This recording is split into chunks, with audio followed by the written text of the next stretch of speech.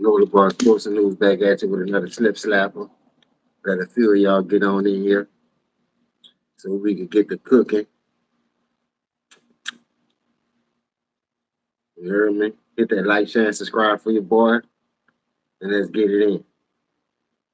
Don't forget to leave a comment because I like when y'all leave comments. It give me, let me know y'all feeling what I'm doing. Y'all in tune to what's going on in the world today. We got a lot to talk about, so y'all know how I come, bro. I be all over the place. We're gonna talk about a little bit of that. Press one if y'all know about in here right now. See y'all. What's up, Tony? Well, press one if you can hear me, big dog. Like loud and clear, cause you about to cook today. Like I promised y'all, I'm off today and tomorrow. My license came in, so I'm just trying to get back in the groove of things. You feel me? If y'all can hear me loud and clear, we gonna get this show rolling. Thank you, big brother. Thank you.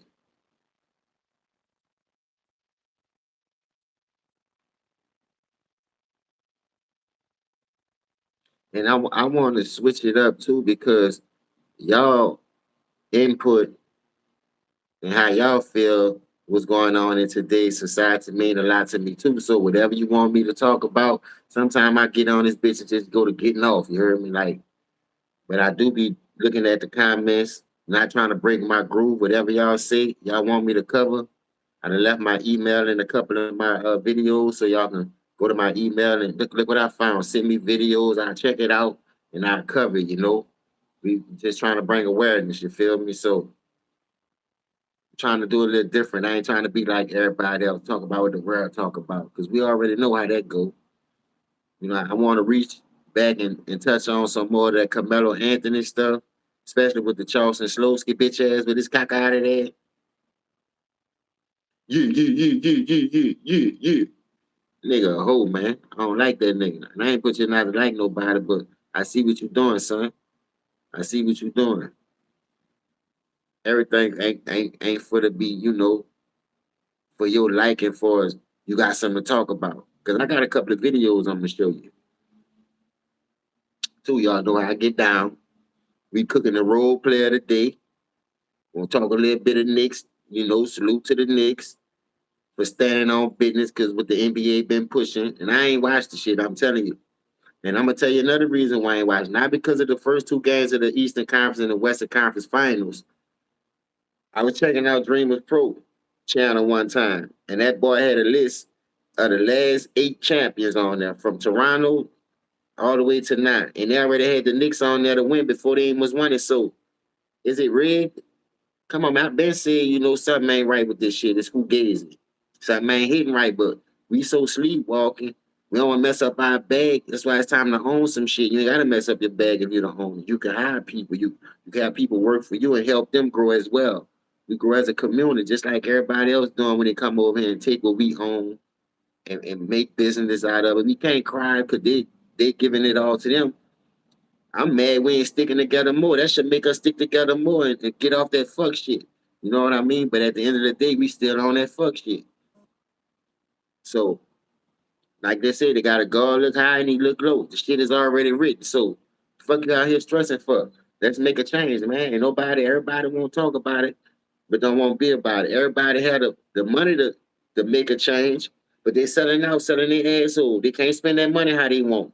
So y'all know how this shit go with me, man. I ain't holding back no punches. They ain't never gotta monetize me. They ain't never gotta pay me. That's what I got y'all for. I like my little 10, 15, 20 people that be up in here. I do get some views, 100, 200, 300 here and there. I know I backed up off it a little bit, and I was getting 5, 7, 1,000. They still want to monetize me because they want to tell you what to say, how to say it. Don't do this, don't do that, man. Fuck y'all, man. That's how I feel. I'm my own man. I had a father, and that's how he raised me. So either you get it or you don't. I ain't tripping off that shit, man. That's why when Rich Paul said about single whole parents and single mother households and you having two parents, that nigga don't know what the fuck he talking about, man. That's why that role player going through what the fuck he going through. Bitch ass ways, bitch ass tendencies, just a pure bitch. What's up, John, bro? Salute, nice to have you. Man, like at the end of the day, man, I ain't with the fuck shit, bro. A lot of people still sleepwalking. Yeah, they do that on social media. You know that, Tom. At the end of the day, like I said, bro, if you selling out for that bag and you can't help your community, but you be on that fake activist, fake right, pulling back, won't do it. Because one person said this, now you can't do it. One person said that, now you pump fake, and then you trying to, man, fuck all that, man. Who gonna stand on the front line with us if we ain't gonna stand on that bitch ourselves?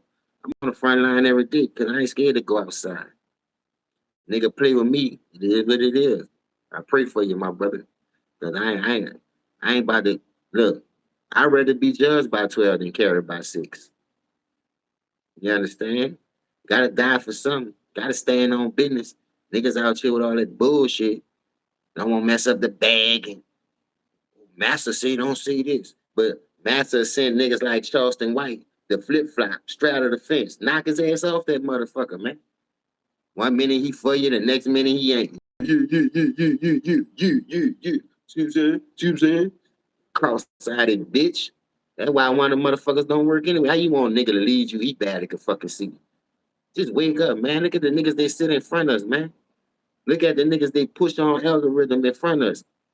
You think a nigga about to fall for that shit?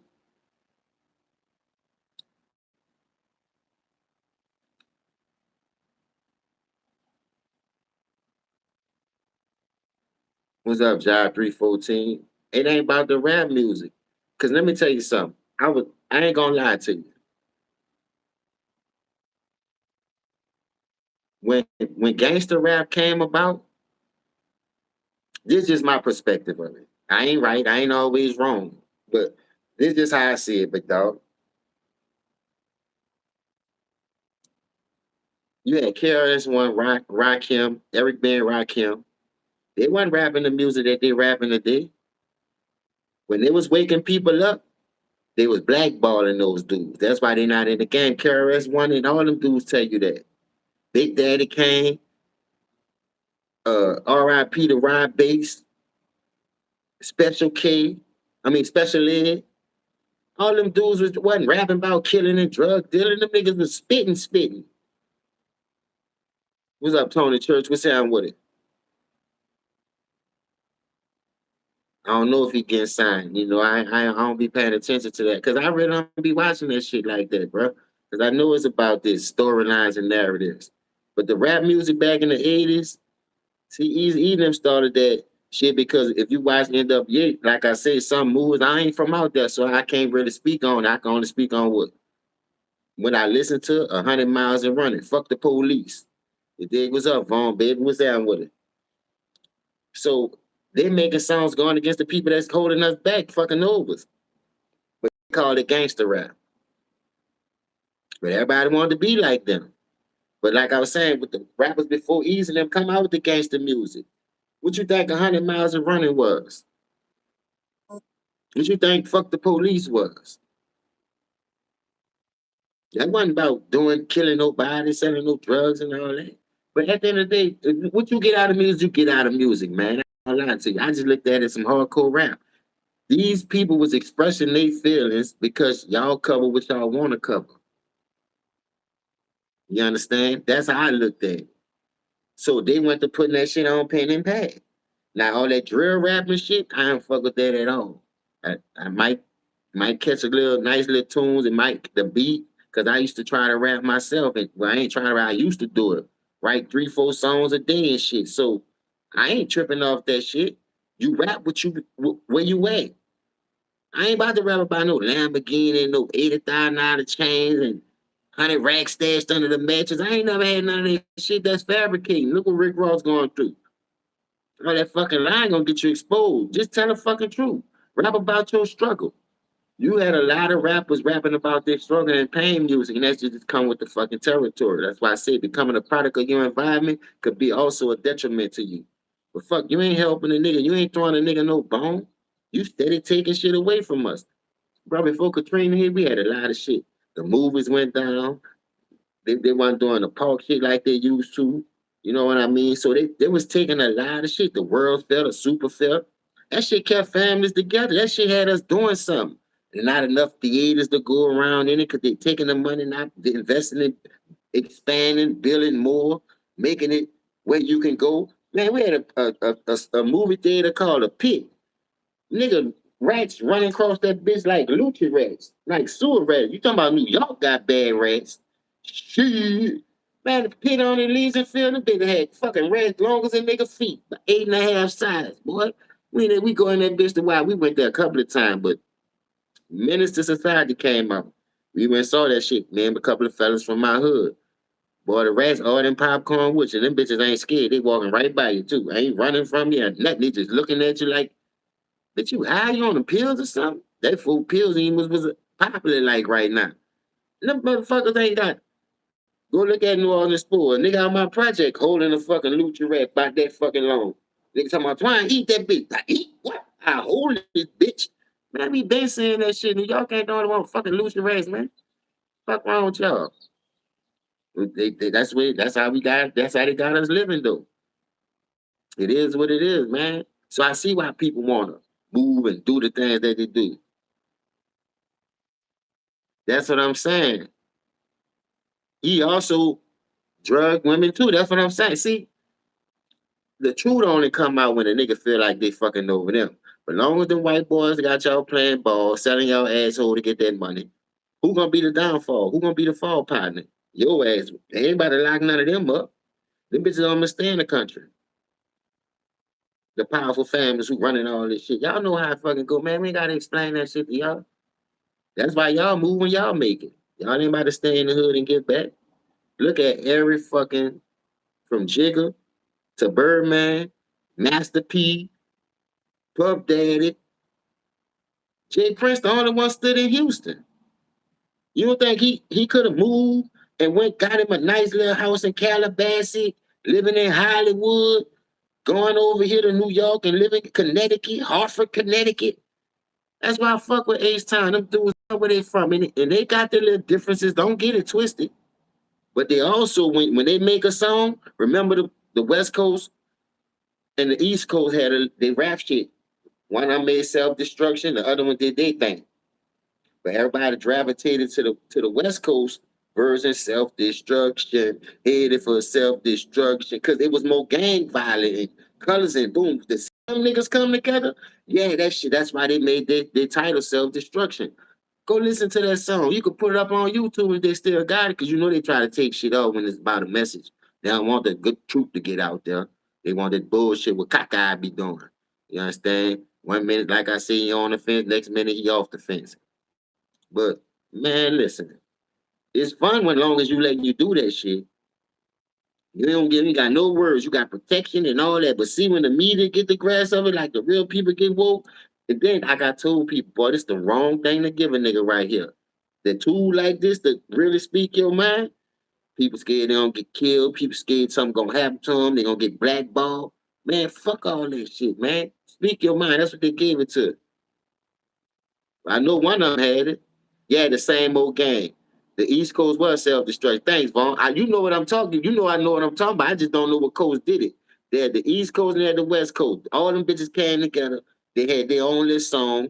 Rappers from out throughout the city, the little state or whatever. Them boys come together and bam that bitch. Thank you for getting that on, like Vaughn, for real. Man, the nigga, man, we done seen it all, been it. I tell you, they ran that shit on us, the same play. But some people still around this bitch sleepwalking, blind. It ain't got nothing to do with me. Long as my pocket straight, head ass niggas. And I don't like people like that no more. You supposed to bring people with you. You ain't supposed to just move and leave a nigga back here like, what the fuck? Then you got people really be trying. They just don't have that guidance because their mama either was on crack, they done got stuck in the community fucking with these knucklehead ass niggas. Reach back, that what they always say, reach one, teach one. Shit, man, that shit only go for who they want to fuck with. You know what I mean? Till the nigga bust their shit and cut them across their shit and try to fuck over them. Now they want to play victim. Nah, you already know that nigga was an asshole. You already know that nigga was shiesty. So don't. I don't want to hear that shit now. The nigga just be crying just to be crying, man. That's why I try to tell y'all. My grandpa had me put it in the law's hand. But see this nigga right here, ain't no backing down, fight back. And that's where I'm at right now. My grandpa and them not here. I had to respect because I'm living under their rules. Now I'm a man of my own family. I ain't backing down from shit. Nigga, fuck with me, I'm fucking with them.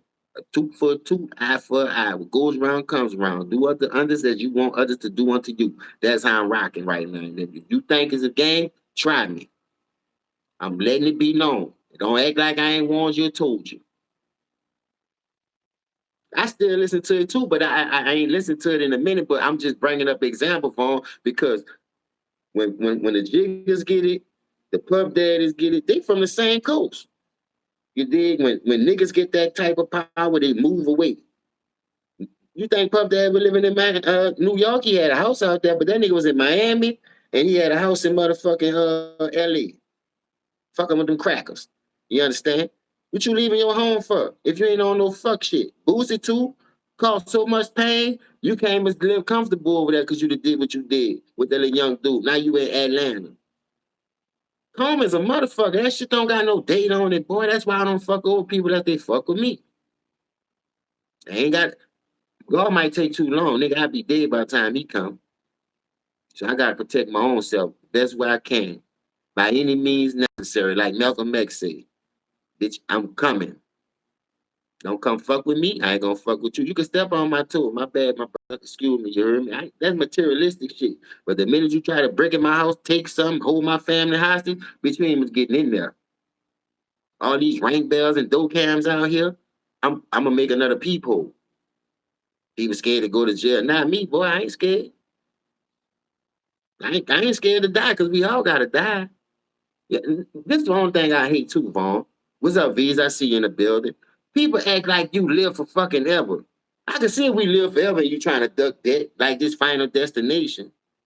You gonna die anyway. The fuck, man?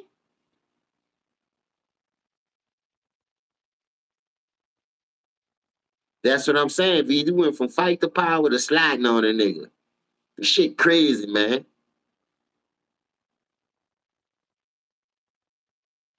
But listen, oh, Vaughn, that is true. That's how the industry manipulate the culture. But let me tell you something.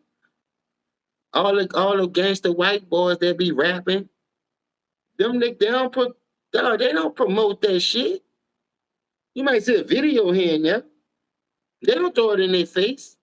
And half of them niggas don't almost make it. They use our culture to cross over. Like the nigga 1090 J, Adam, 22, Vlad. Them white boys ain't never been a part of what we been through, the struggle or none of that. But they got enough nervous to coverage to talk about it. And guess what? YouTube paying them to do that. YouTube paying them to keep that shit in the algorithm. Look at these dumb motherfuckers. They still ain't learn. I can't fault my people. That's why I hang by myself. I try not to indulge in all that fuck shit. Cause when I see fuck shit, I stay far away from it. I ain't lying. You call me a hoe, a bitch, all you want. I ain't fucking with that fuck shit. I don't give a fuck who you is. You be blood, anybody. I'm not fucking with it. Cause nigga know right from wrong. Cause if that's the case, niggas still be doing what they used to do. Nigga still be doing. Do I miss it? Fucking right, because I was my own boss. I made my own money. I ain't put no gun in nobody's head to make them buy that shit. But I saw what that shit was doing in my community. So either I keep it going, keep holding us back, or I'm gonna put some positive shit. I'm gonna tell you what not to do and how to do it. That's why I'm at with it right now. But don't get it twisted. Like I always tell people, it ain't on me. It's still in me. It's still in me. It's just that I got kids now. I'm a man now. I gotta watch how I do it because I don't want them to see, man, this nigga they ain't never had a job. Where you get all that money from? You know what I mean? They pay attention to that. You think kids slow and stupid if you want. They looking. You hear me? So man, there's a lot of shit going on.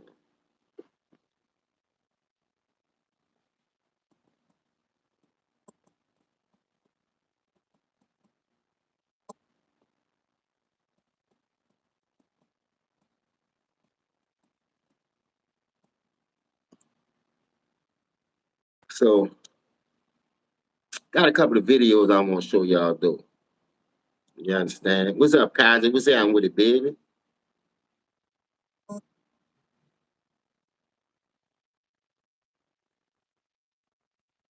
I know you know what I'm talking about. You from down there, Kai, and you from uptown. See, I lived uptown for 2 years, bro. I lived uptown for 2 years in that Cali yo. Anybody know about that yo? Yeah. And that's why I be saying I could talk about a lot of shit. I seen a lot of shit. I think, man, dudes might be trying to go up for a pill. Dudes really done change their life for the good. I ain't about to open up no old wounds, man, and have niggas done let that shit die down. I say something that the wrong shit, they nephew probably listen, or they son probably, man, nigga the one kill my dad, nigga the one set up my dad. Yeah, now it's back on and popping. I don't want that on my conscience, man. That's why when you see me on this bitch, I don't talk about that shit. I talk about my eps and my people for that I was close to that's not here no more. You feel me? And I'm telling you that for not to do it, not because you glorify. Well, that nigga was gang. No, ain't no gangsters out here, man. You just protecting what you got, protecting your kingdom. Man. It ain't nothing about being no gangster. Because if you think you gangster, they always got somebody gangster. If you think you can fight, they always got somebody that can fight better. So it is what it is, man. Just stand your ground as a fucking man. Don't run. Don't back down. Nigga hit you, you hit him back. Nigga sneak you, you sneak him back. Whatever nigga do you can do it back. That's all I'm saying. But when a nigga see you tucking your tail and you ain't got that, yeah, nigga gonna fuck over every chance he get. So that gonna turn you into a killer. You ever heard this saying, if they bigger than you, pick some up and bust the fuck out of them? I done seen a lot of motherfuckers be big, bullying people. When they pick something up, a bottle or a stick, they ain't about to stay there and get hit with it. Nigga take out like a hoe. He tuck his tail and run too. The baddest bully in the fucking city I done seen do that. Couple of them. Fucking with them little dudes like that, turning these little dudes into a killer. But when the roles reverse, why you don't keep that same fucking energy? You ain't trying to get no 12 staples across your fucking forehead to get hit with this board or this pipe. You can run up if you want. All right, I played baseball, bitch. I'm trying to hit a home run every time. I'ma swing that bitch with all my might. Believe that.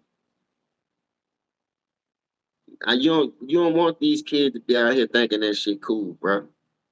And we watch these celebrities all day, every day, and we be blinded by that shit. We want what they got. Check it out. Even if you feel like you ain't trying to rock like them or do what they do, you're keeping up with the fashion and the Joneses. Well, I had kangaroos, ponies, Wildcats by Buster Browns with the zip on the side and shit. Nigga, what Converse? Nigga ain't know nothing about no fucking Jordans before they came out. Now everybody trying to keep up with the Joneses. Nigga was getting killed over Jordans and starters. Why would you want that shit? It ain't like it was when we was coming up, cause you know everything. I guess it's plentiful now. Niggas out here with money now, whatever. And so it's easy for them to buy the shit. I ain't man, look, that shit ain't never moved me. Boy, I stay in a black t-shirt with some sweatpants as long as I'm comfortable every day. I don't give a fuck about what a nigga got on. What's up, heck, big dog? I don't give a fuck what you got. Cause I always knew whatever you get, I can get that shit myself. I done touched money out here. Niggas just was stupid when they had it. Now nigga know, now nigga it's like it seemed like it's hard for it to get because I ain't doing what I used to do to get it. So I'd rather just work, my nigga. Yeah, Soldier Reeds, K Swift, nigga. I'm classic Reeboks, nigga. Fuck them. Yo, I'm telling you, boy. Ooh wee. No, niggas thinking because of what you got and where you living and how you living, you good. That don't make nothing. Bro, if I'm gonna tell you like this. If I had a meal, just me, I'll go buy me about however much land I can buy with that. I start me a little bit of community. Whether I got to start off with trailers, brand new ones though, no ran down, hand me down shit. Man, I'd have been in trailers out here. People sitting on 4, 5, 10 acres of land. Bitch look like a house. You could brick it up and everything. But you walk in that bitch look just like a house. But no, nigga want to build 3, 4, $500,000 house. Man, you know how many houses you can get with that? You know what kind of community you can build with that? You dig? And just expand. Then when you get people going, you know how many families you can get off the street with that? I got people in my family that don't want to get it right, but they got it right now. But it's too late because now ain't nobody that'll really help them. You dig? So I wish I could go help the people that was trying to help themselves that was fuck ups like me. Cause that's the first thing I do. Buy 10 acres of land right quick. Get that bitch. You a plumber. You an electrician. But you can work on your own shit. What's up, Slim? You can work on your own shit. You working for the white man going to these high price buildings, building banks and shit, building fucking KFC fast food to kill our community. You can buy your own shit, my nigga. It ain't always about that, man. That's what I be saying about materialistic shit though. People just dumb like I don't know. I don't know. I can have a quarter. I know it ain't much. A quarter million? Boy, they got land down here for $60,000. Like 10, 15 acres. No bullshit. 10, 15 acres for 60,000? I know niggas right now come cut all that shit off that motherfucker where it's got trees on it or whatever. That them trees make you money, depending on what kind of tree it is. So you basically putting some of that bitch back in your pocket. Selling that wood, people need fire for fireplaces. People can make tables and chairs out that shit. All kind of shit you can do with that wood you cutting up off that land. That's why I stayed out here too, because niggas telling me the game. Niggas telling me what I need to hear, not what I want to hear. That's why I'm working hard. And I'm by myself now. I ain't with no clique. My brother dead. Everybody gone. Everybody went back home. I'm out here damn near solo dolo. Can't put my trust and faith in a lot of people because I'm from that era. I'm from that life, that street shit. So I don't trust that many people as it is. So I'd rather just do that shit myself, man. And it ain't hard to do. It ain't hard to do. I don't need no entourage to solidify my manhood or what I'm trying to do for a community. Keep that shit on the hush. I ain't doing it for publicity stunt anyway. I'm doing that shit for me. Cause I know what it takes to build a village because I came from one. But for some reason, we forgot that. The whole block was whooping our fucking ass on Clued in the night wall, Press Park. You dig what I'm saying? The whole fucking block. That's a village. That's a community. I'm tell your mommy out here pitching the rocks. You hungry? Come up here and get something to eat. Wash your hand before you go in my pot. Nigga, man, come on. Now nigga don't want you in their house. Nigga ain't trying to get you a bottle of water. See you out there thirsty to death. About to die. Nigga ain't gonna give you a fucking bottle of water. Shit crazy. And I'm not an exer, dog. I ain't gonna lie. I never was the type to be like, man, feeling sorry for myself or man, I'm about to ask all the time because it got too many ways to get paid. It ain't what you do, it's how you do it. I'm just telling you to go out on the truth. You can sell water, you can open up a sweet shop, anything. Boy, it's too many ways to get paid.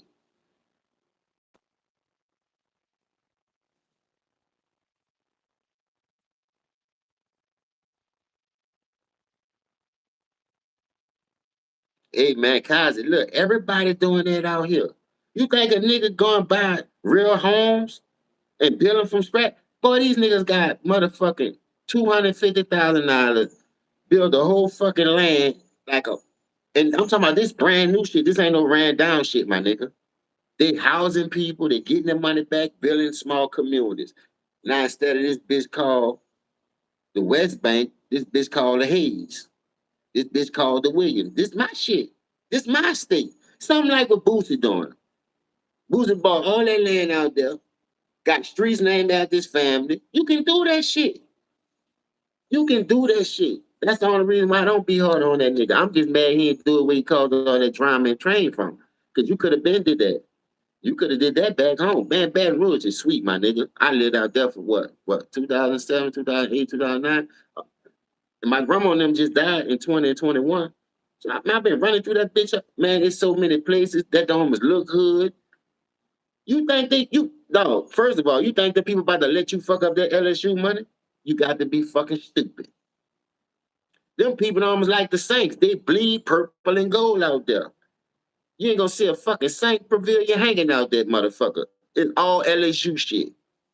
They take care of each other, my nigga. So when you trying to bust down what they trying to build, oh man, they gonna fuck over you. Bitch, gonna have you under the jail. Now, I ain't saying don't fight for your rights or don't stand up for them, but when you bringing drama, when you supposed to be coming together, nigga right up the street, you don't want to put them on because you want to be the best rapper. Man, fuck that. The more money we get, the stronger we get. You run by when niggas go out sell you and all that. Shit, you can have a hood rapper, you can have a nihilist rapper, you can have a nigga doing this, you can have a nigga rapping for that. You man, like I said, though, we the dumbest motherfuckers around, bro. But then when the shit like this happened to Carmelo Anthony, how many entertainers and sports people that do have the money that could have made a change? Fucking with cock got it. How many of y'all saw them dudes go down there and stand in front of that courthouse? It ain't gotta be no blood. The band already drew blood and protect itself. So now we need the money. Now we need the knowledge. Now we need the numbers. Ain't a soon as that dude got time, all the rappers won't come out. Old rappers, new rappers. I ain't know all that was going on. Bitch, you knew it was going on. Shit nationally wide. I don't want to hear that shit. Soon the man get his time, everybody want to make videos on it. Talking about, man, they railroading the man. You got enough knowledge, you got enough power, enough influence. A lot of people could have changed that situation. Whether they brought it over here, brought it over there. See, one thing I noticed about my people, when it come to those other people, nigga talk, nigga ain't about no action. Nigga ain't about no action. When it come to their people, they riding 2 weeks straight till they kill them. 4 deep. I'm like, class, 4 deep doing business is a no-no. Never slide up under me and be my co-defendant. That's all you gonna become, sliding with your own people for the wrong, a co-defendant. Can't get mad if a nigga ran and beat you to the punch. I learned that the hard way too. Believe that. We fuck niggas, man. We be soft, bro. What you say, Kaiser? Village ain't what it used to be. It ain't, but we could have made it. We could have kept it like that. Nigga just be hating. You be hating for no reason, man. For what? Cause my dope better than yours, my weed better than yours. Let's come together and get the same weed then. It's gonna be this. Let's come together and cook the crack the same way then, whatever it is. Don't give a fuck. You want to stretch your shit and get mad at me because I ain't stretching mine. That's where the beef start. Now you hating on me. Nah, nigga. Mm-mm. Ain't nobody tell you sell that bullshit with the sticks and seeds in it. Nigga on that Cali now. Get your fucking game up. You see what I'm saying? Yeah, we been stronger together, but for some reason, we let these white folk trick us out of our spot and to start beefing with each other. And you're right there. Egos. Your ego get in the way. Man, I don't want that nigga with nothing. Was enough money out here for everybody, man. You got me fucked up. I don't give a fuck if you live next door. Yo, look, you sell for sale that thing. Look, man, look, I know we both doing the same thing. This how we could come together.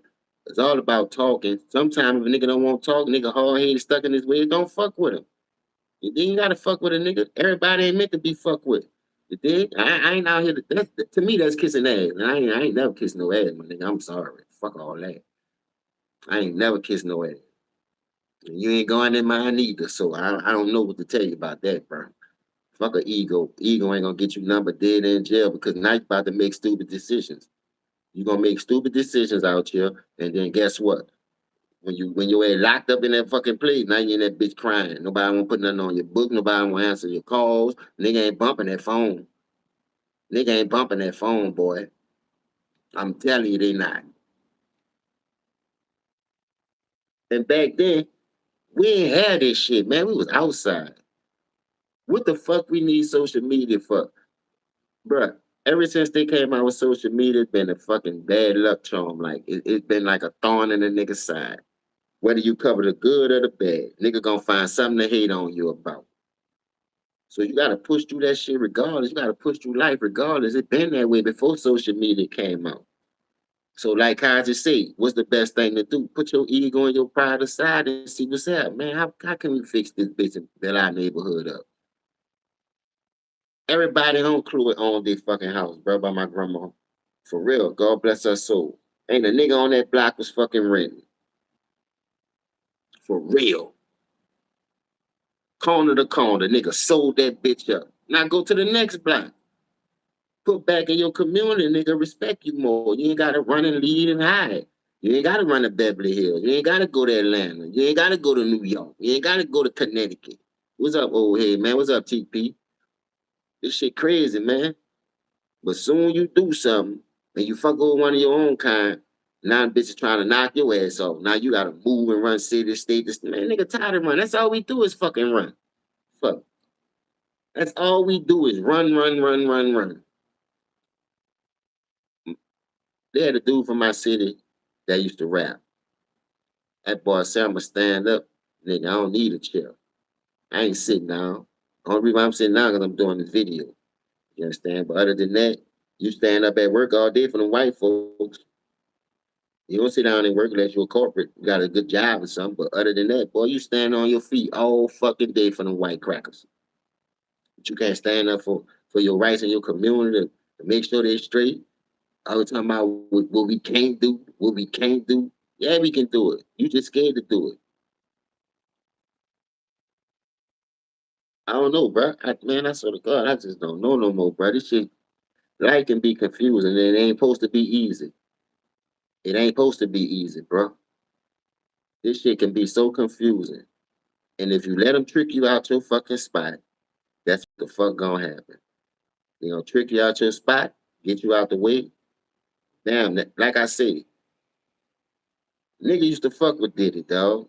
Ain't nobody made Diddy spike these people drains go bow every fucking baby all on the counter from state to state. What is a swinger party? You see what Ha Ha Davis going through, huh? You seen Ha Ha Davis on the Shannon Sharp show? This nigga said he went to a swinger party and watched the nigga rip his girl up. His baby mom, his wife, out the frame. What kind of niggas are you, man? I hate to smoke behind a nigga now. Or whatever. So let alone let a nigga hit my pussy. And you told a nigga that? When trying to go viral, go wrong.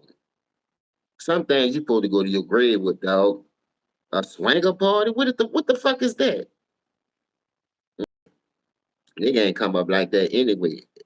That's just like us being used as guinea pigs. I don't give a fuck what they put on the market. What kind of pills, new weed. They making weed legal for a reason. First they were locking niggas up for the shit. So they know we love it. Now they gonna make it legal. You don't know what's in that shit now.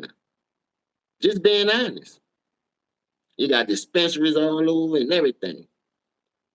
I don't trust that shit far as I can throw it. And I be wanting to smoke bad. I ain't lying. Boy, I ain't smoking almost 4, 5 months, boy. I swear to God. Nigga was smoking all on paper and give a fuck. I don't give a fuck, nigga. Shit, now I'm about to just sit back watching now. I'm in the cut. I'm like, boy, now they got dispensaries out here. They spraying shit and all that on it. Man. Hey, give me the shit that come from the earth. So I don't want that shit they got out here. And you wonder why nigga bumping up, losing weight, can't hold no food on his stomach. Nigga walking around this bitch looking like JJ. For real.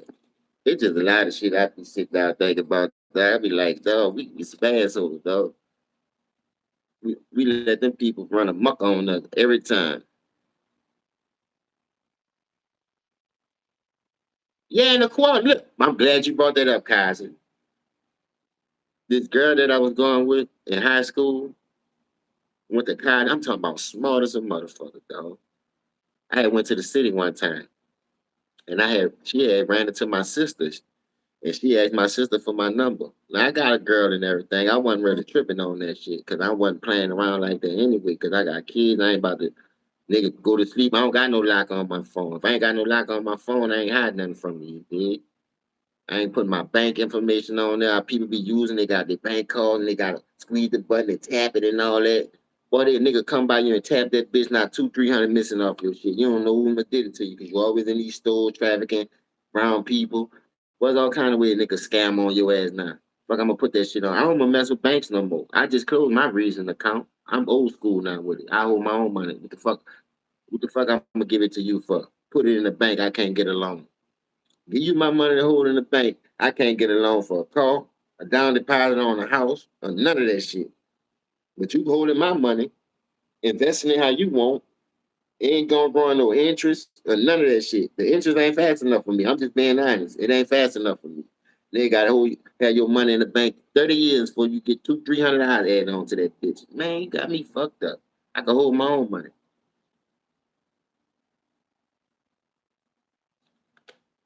I can hold my own money, man. I don't need you holding my money for what? I was banking with a bank for 15 years. You see the money going in this bitch every fucking week, every 2 weeks. Nigga hit a little roadblock because they hit my car. They ain't have insurance. I said, man, look, bro, I just need like 2,500 for a down deposit. But we gotta run your credit. I ain't got no credit. My credit like five something, but oh, it gotta be this, it gotta be that. Man, like give me all my money up out this bitch. I don't need y'all doing nothing for me. Look, still wind up getting a car. I don't give a fuck. Y'all didn't help me get it, so why I'm gonna help y'all? Why I'm gonna let y'all hold my money? I don't need you holding my motherfucking money. I built a safe in my own house. All these safes they be selling in Walmart and Lowe's and Home Depot. Better go buy one of them big closet motherfuckers and put that bitch up in there. You feel what I'm saying? I ain't about to be doing that shit. But yeah, she bring she she called me. My sister gave her the number. She called me.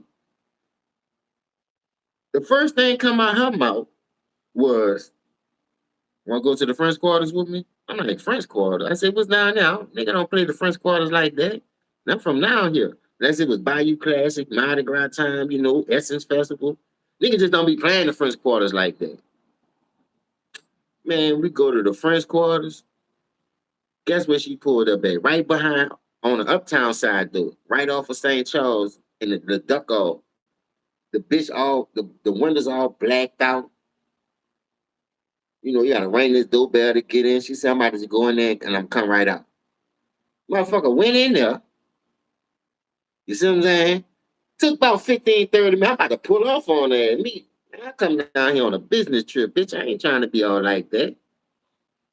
She said, "Yeah, come." She finally come out. That motherfucker want to talk about, "Yeah, you want to go in there with me?" I said, "What the fuck is that?" Well, that's a swingers thing. Everybody up in there, they getting down there. I pulled off on that. You gotta catch a cab. I don't give a fuck how you get up here. I ain't bringing you back on my grandparent, on my daddy. Boy, I pulled off on that. A swingers, boy. Is that what you doing now? I put that bitch in drive like I was robbing a bank. Who still leaning on the window talking? Man, get the fuck up on my window. On my grandparents. Better get the fuck. Man, it was a good, clean, smart girl. Ain't know you rocking like that, man. You changing with the world? Nah, I can't fuck with you. On my people, boy, I can't fuck with that. Swinging my ass. Fuck, I look like going in there looking at another nigga dick, walking around head nigga, just fucking everywhere.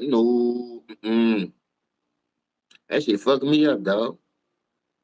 I blocked that hoe from here to Czechoslovakia. Man, don't call my motherfucking phone, man. Don't call my fucking phone. That's why I don't have Facebook or Instagram. Motherfucker be all in your DMs and shit. Yeah, but boy, you get this nigga find you posting out. Niggas you don't really be rocking with now. I seen you on Facebook the other day. Boy, you ain't seen me nowhere. Now you can't see me. You delete that shit ASAP. Now I do be on TikTok. TikTok, I ain't gonna lie. To me, TikTok is more funnier to me. I be on there with the Bernie Mac, the Uncle Tommy prank calls. That's what I be on that shit for. You know what I mean? I don't be I come up on comedy, laughter. We had a little action, but I'm more of a comedy man. I like to laugh, man. I don't like to be walking around this bitch because the shit they put in movies, I'm tired of telling y'all. We just missed the subliminal messages, and we don't catch on to that shit. And man, that movie was fire. 10 years later, now they using that shit on us for guinea pigs. I'm like, what the fuck? Man, it was on this movie. It's like some deja vu shit be hitting you all at one time. Pop, pop, pop, pop. And you think about that shit, man, I seen that shit 10 years ago on this movie. Dog, they got niggas, police cars. Tesla's out here right now with the things on the front, like how them people be walking around the repo, riding around the repo and shit with all that shit on your car? Nigga, they got police cars like that now. Just Tesla's just riding around. You're in the area too many times. They got your license plate. But I be watching all kind of snake shit. I be like, wee. Boy, it's getting dangerous out here. And they waiting for your ass to fight hard. What's up, Freddie G? What's that with a big dog? They waiting for your ass to fight hard, man. This nigga came over here 9 times in 2 days. Just the same little route. And they putting all them shit on them towers and them poles. You don't be knowing what they be doing. And they always working on poles and towers, talking about the G5 and all that. Boy, who you think you talking to? Ain't that much working on the fucking pole in the world. In the world, they be up there too. Every fucking 2 days they on another pole. Not in this neighborhood on the pole. Not in that neighborhood on the pole. Niggas just like, boy, what's somebody internet? My internet working good right now. Be like, what the fuck? Niggas just be on top of them bitches, just putting shit up there just to track your stupid ass down. Now they got AI out here. What the fuck? Boy, nigga better stay woke, man. On the real, nigga better stay woke. Nigga, this shit is crazy, man. Yeah, they lie about cold cases, man. Listen, they lie about everything. And we guess what? We the first one to get lied to. We the first one to get lied to. For real, for real. We always fall for the banana in the tailpipe though. Man, that shit don't mean nothing. That ain't for us. Well, who the fuck is for? If it ain't for us, who is for? You should be tired of being last, dog. I ain't on the real, man. When it's supposed to be equal opportunity, but we always last, always getting railroaded. You don't see nothing wrong with that. But then you put these fucking industry plants in the middle and trying to make it like, nah, man, I won't listen to you, man.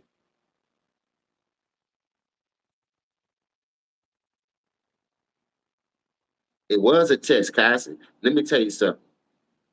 They ain't nothing but the flu, my nigga. They ain't nothing but the flu.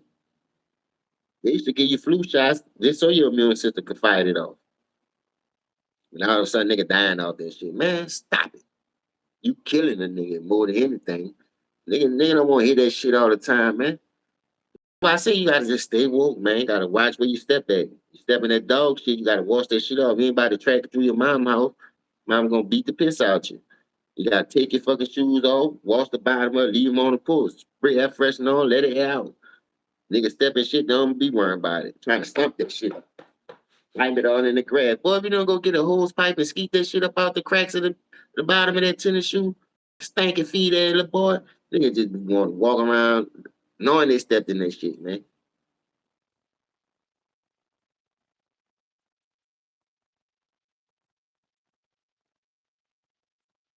Hey, my auntie used to work at Tulane. I got a couple of people in the medical field. My god brother, he graduated, well, he went to LSU, then he transferred to a college in Arizona. He worked in the medical field. That's how we found out they were trying to put my grandpa in hospice. And we caught that shit. And I was like, man, what Uncle John name doing on the hospice list? So nigga caught that shit and shut it down. They were about to ship him off. He don't know. He don't know.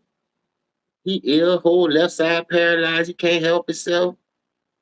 I went down there for 2 weeks to do what I can, you know what I mean? Going down there every weekend, doing what I can. That's why I had Friday. That's why I'm glad I had Monday through Friday at the time off.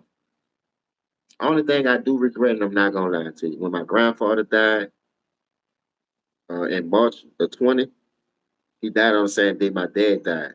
But my dad died 4 years earlier than him. March 2016, he died March 16, 2020. My grandma was in the house for a whole year and a half. And when you around a motherfucker for over 50 years, y'all married, y'all got this chemistry, this camaraderie that y'all got going on. People saying she was stressing because he was there. And I'm gonna tell you something how real that shit is, how they brainwashed us. Her birthday 10 days away from hers. I used to be on the phone with her every day. Before he passed, every day I'm calling y'all good down there. I'm coming to see y'all. I'll bring kids down there, woo de woo, and we're gonna chill for the weekend. But I don't go to work till 6 o'clock that Monday night, so we could get up early that Monday morning, leave about 10, 11, still make it to Houston, so I can go to work. Shit, man, my grandma kept, no, don't come. God got me. You ain't take that shot. I ain't, nigga, you wasn't supposed to take the shot. I told you don't take that shit. And I promise y'all, when my grandma took those 3 fucking shots, that's when I really seen a decline. She was always snick every time I called her. She got the sniffles blowing her nose and shit. And that shit wasn't never like that. So, grandma, I said, grandma, you still sick? Because I call her my mama in reality. That's my mama. So she was like, nah, baby, I'm just under the weather, sinus, lying and shit. I'm like, man, the whole time she done took all 3 of the fucking shots. I'm like, damn. And that's when it happened. Got that fucking call, bust my fucking ass up, man. Talking about bust me up to the point of no return. And if I was down there, I wanted to go back home, but they kept just telling me, God got me. You got them babies. You got them kids. Take care of my grandbabies. Take care of my grandbabies. That shit fucking me still to this day, man, because I just supposed to man up and go against the grain. You go against the grain any other time. Now you see your people need your help and you not now you won't listen to what they say. You ain't never listened to them. They told you don't sell drugs, smoke weed. You still was selling drugs, smoking weed. So I should have just still went down there, man. I'm not saying I was God or Jesus, I could have saved her, but just me being in that house with her, she probably wouldn't have been let down for her to feel like she ain't had no life no more because my grandpa left her. You see what I'm saying? And he passed away. My great grandmother just lived to 100 years old. My great grandfather been passed though, but people's always around her, keeping her spirits up. Because we was in the city at the time. Fuck, niggas stay right up the street. Nigga go by my dead house and get anything. My dead door always open. So what I'm saying is by they split us all over the world like they did with Katrina shit. Now they gotta ride 4, 5 hours just to see their fucking mom, but let alone their cousins and relatives. Shit be hard, dog. Nigga be stressing, boy. But I ain't gonna show it no more. I'm just gonna roll with the punches because I know it need to be done. I'm gonna just handle my business, man. You know, nigga come out here, they come out here, but nigga don't, they don't. I used to always be on that road. Penitentiary chances, nigga. Never got hemmed up. But it is what it is, man. It is what it is, man. You live and you learn, bro. So if you got anybody that you can really be there for, man, be there for them because you only got one life, my nigga. One fucking life.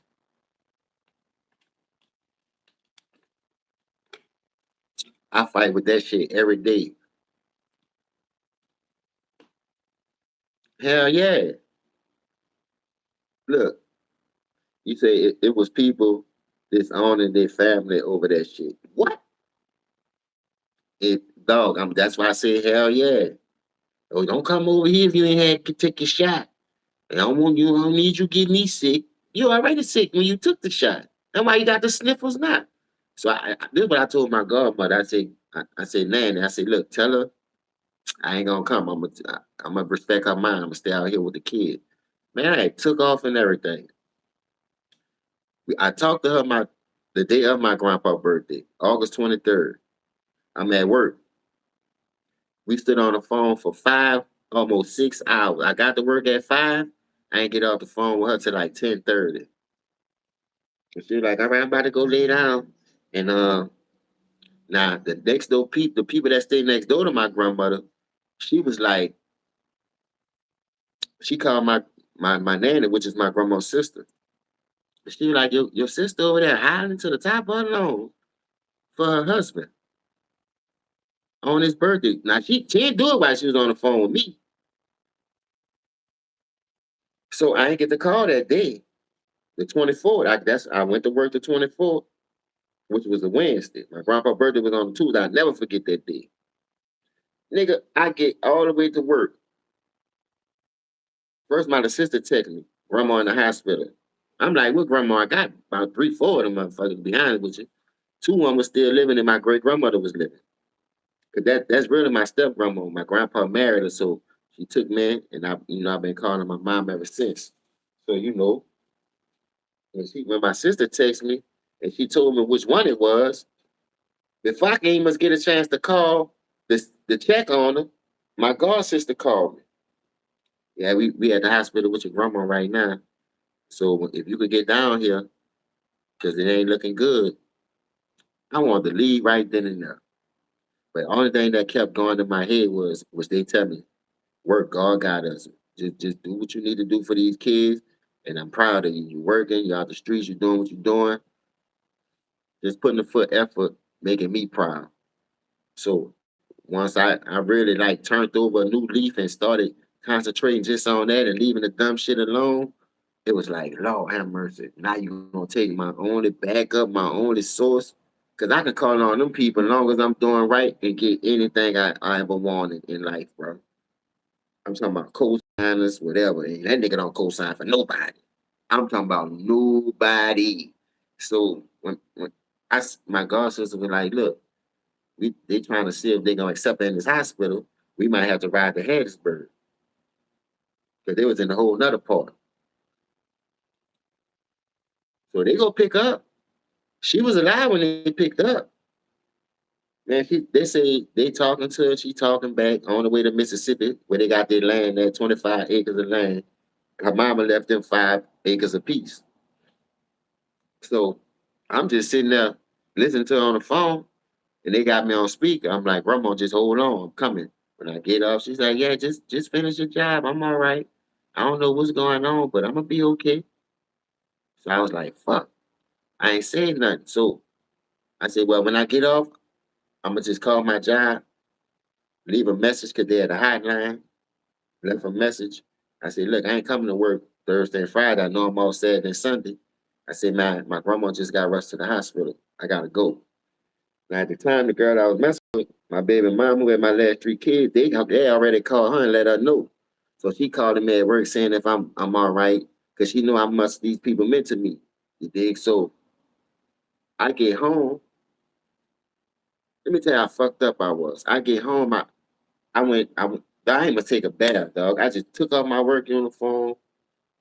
I put me some shorts and put my tennis shoes on. And like I say, I always had a safe in my house to put my money in there. As far as you always need money on hand. Open that bitch, just took like 300 out that bitch and left. Gave my kids a kiss. They looking, what's wrong with grandma? I say nothing, nothing, nothing.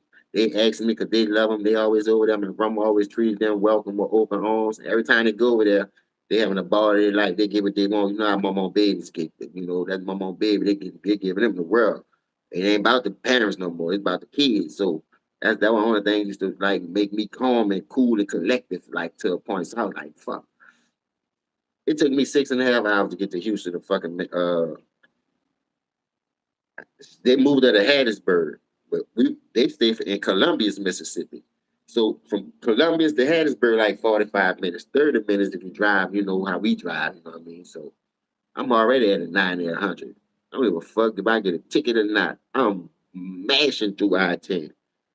So if anybody knows you can go 10 and you can stay on 12. I just stayed on 12 instead of going all the way to 10 and going all the way around.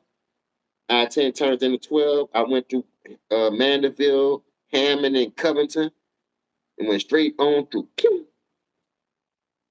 I made it. Visitation over. It ain't, by the time I get there, I made it there about between 6 and 7 in the morning. Visitation don't start to 8. I ain't got no clothes. I just got $300 in my pocket. I ain't grab no clothes or nothing, nigga. I'm on that highway doing about $1.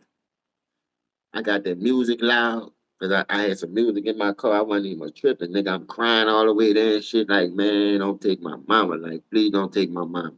I ain't even get a chance to spend with her since my grandpa passed. I haven't went down there at all.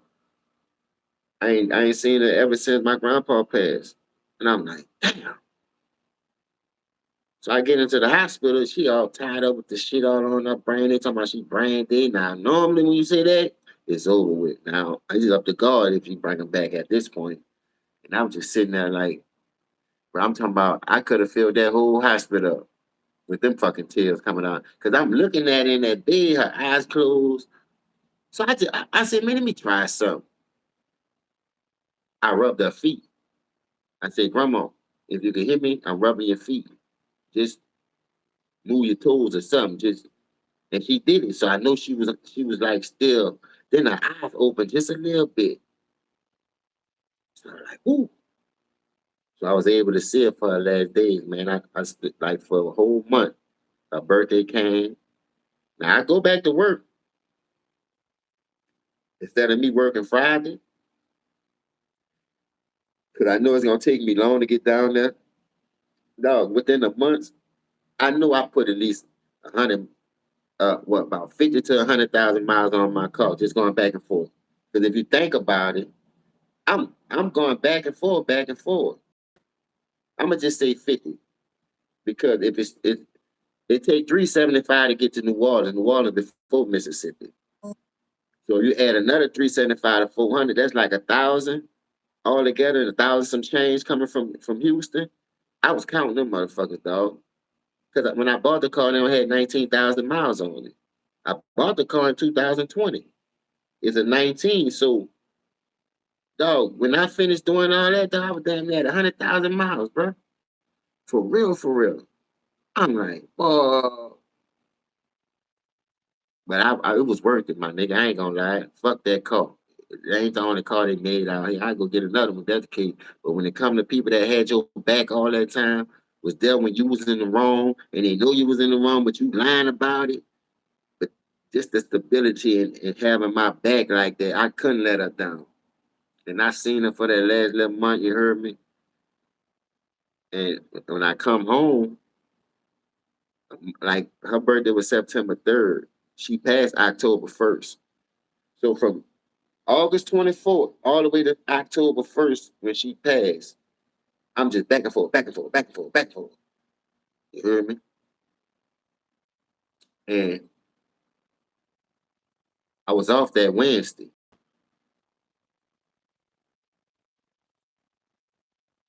My godmother and my god sister called me and told me she passed away. Fucked me up.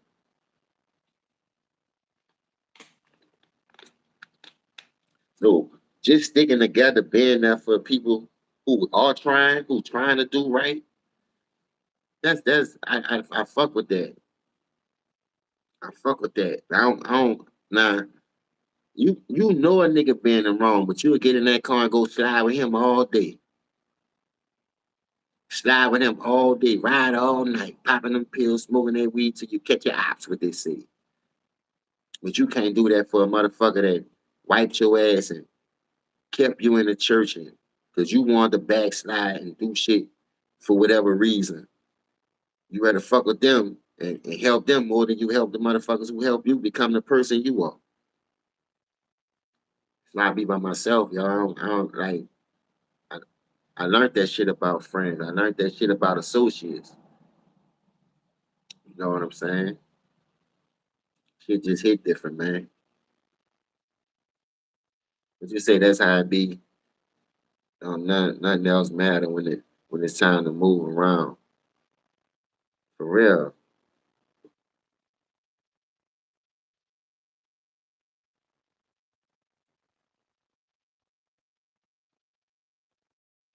That's what I think, Kaiser, though. If she let the pain go, because you know when you talk to a person every day, you know when they lying. You know a nigga. You know they flaws. You know their strengths. You know if that's your child, that's your mom. You know when they lying, whatever the case may be. When you hang around them all day and they raised you, you know, man, something ain't right with that picture. Like I said, I ain't asked for Katrina to hit. You know, I wasn't supposed to never leave that last time that I went down there because I made a vow to myself.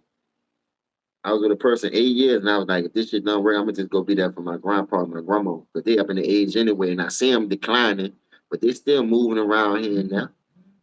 And I made a vow to myself not to move. But then more and more I talked to my grandpa, he was like, I see you trying, I see you change your life. Now I don't know if you're doing nothing else, but I'm just going off what I see. I want to let you know that I'm proud of you. Just keep pushing, it's gonna get better. And that's all I ever try to do, man. Like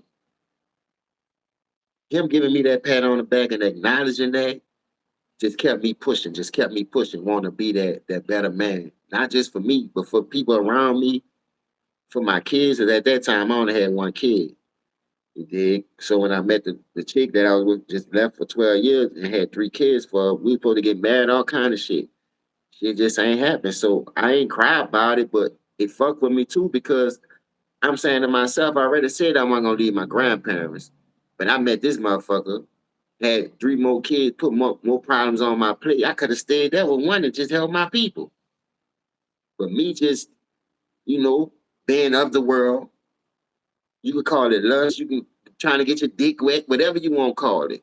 When I could have just stayed grounded and stayed true to myself, what I said the first time, but I went against my own words. So God punished me like that. Like you said you weren't gonna do it. You asked for it and I gave it to you. And you still did this, you still did that. I still be fussing with him though. He got a sense of humor. I don't be caring. Like when I talk to him, I talk to him like I'm talking to a nigga on the street. I ain't lying to y'all. Call him funky feet and everything. When shit don't go my way, oh funky feet ass nigga. Man, you see him now here trying. Man, won't you help a nigga out? Yeah, that's how I talk to him. When I get there, I get there. I don't be tripping off that shit. When I meet you on the other side and you let me in or not, I'm still gonna be me.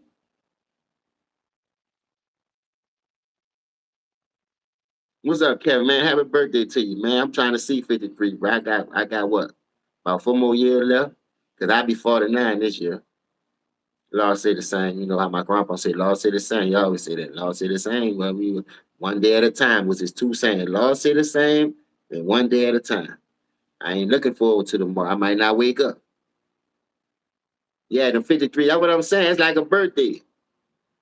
The Knicks, baby.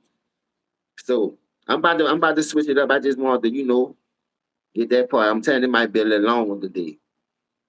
When I get on this bitch, I can go, dog. I be having so much shit on my mind, so much pain to get out. I think this the best way I can do it. This like therapy to me. You know what I mean? To be honest with you. Whether nigga believe what I say, listen, I'm just trying to, tell the truth now. I don't be worrying about nothing else. I don't worry about my flaws, my failures, because that's why I am today from going through those stages. Messing with fucking niggas. You dig what I'm saying? So that's where I'm at with it. I can't tell you the good without the bad. I got a lot of bad, but the good outweigh the bad. So I'm cool with that too. I'm good with that. If I can rewind the hands of time, I'd do it the same way. To be honest, I just won't mess with the fucking niggas. I catch on to it quicker. And the money that I did run through my hand, I do what I'm preaching now. You see what I'm saying? That's the only difference. I do it the exact same way, but two things I do different. That's take the money and build something and do it the right way, and bring people more together, like, because around that time, if they see you do it, nigga will be like, all right, now fuck it. But you still have a nigga, get your hand out of my pocket trying to Malcolm X you. You still have a nigga like Jesse James, Jesse Jackson, whatever fucking name is, hating on Dr. King. You see what I'm saying? Want this spot. So you always have fuck niggas around you, man. I ain't never worried about that part. That's why I'm still here today. Cause when I see that shit, that don't make me no hoe. I'm just being smarter. Cause I ain't about to let you trick me out my spot more than me tricking myself out my spot. Cause where I'm from, it's easy to knock a nigga brains out and get away with murder. Sit them 60 days. Anybody know about New Orleans 60-day law rule? Nigga sitting that bitch sit 60 days and they home. Nigga wasn't scared of that shit.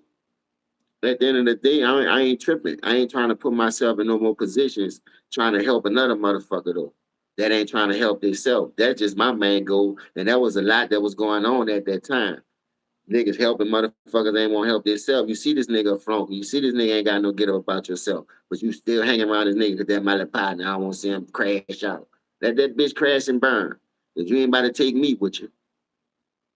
Believe that. I ain't let none of them niggas take me with them, especially if you ain't for what I'm on.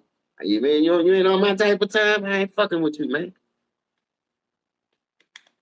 I ain't fuck with you then. I just had to hang around you. That don't mean I fuck with you because we from the same neighborhood.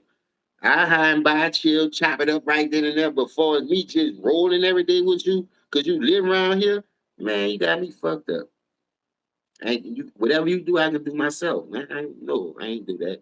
But I'm about to switch it up. Yeah, the Knicks though. Salute to the New York Knicks. Patrick Ewing, this is for you. They always talking about that big long Lincoln motherfucker talking about the alien. I call him the alien. And the boy, I don't know why they say he was the face of the league. See, that's why I don't watch that's why I don't watch this shit right now. Because you can tell when they pushing somebody. They did it with the role player when he first came out. He had the Hummer and all that in high school. Nigga ain't earned that shit. Y'all gave it to him. So he already thought he was a champion. That's why he was getting his ass swept. You understand?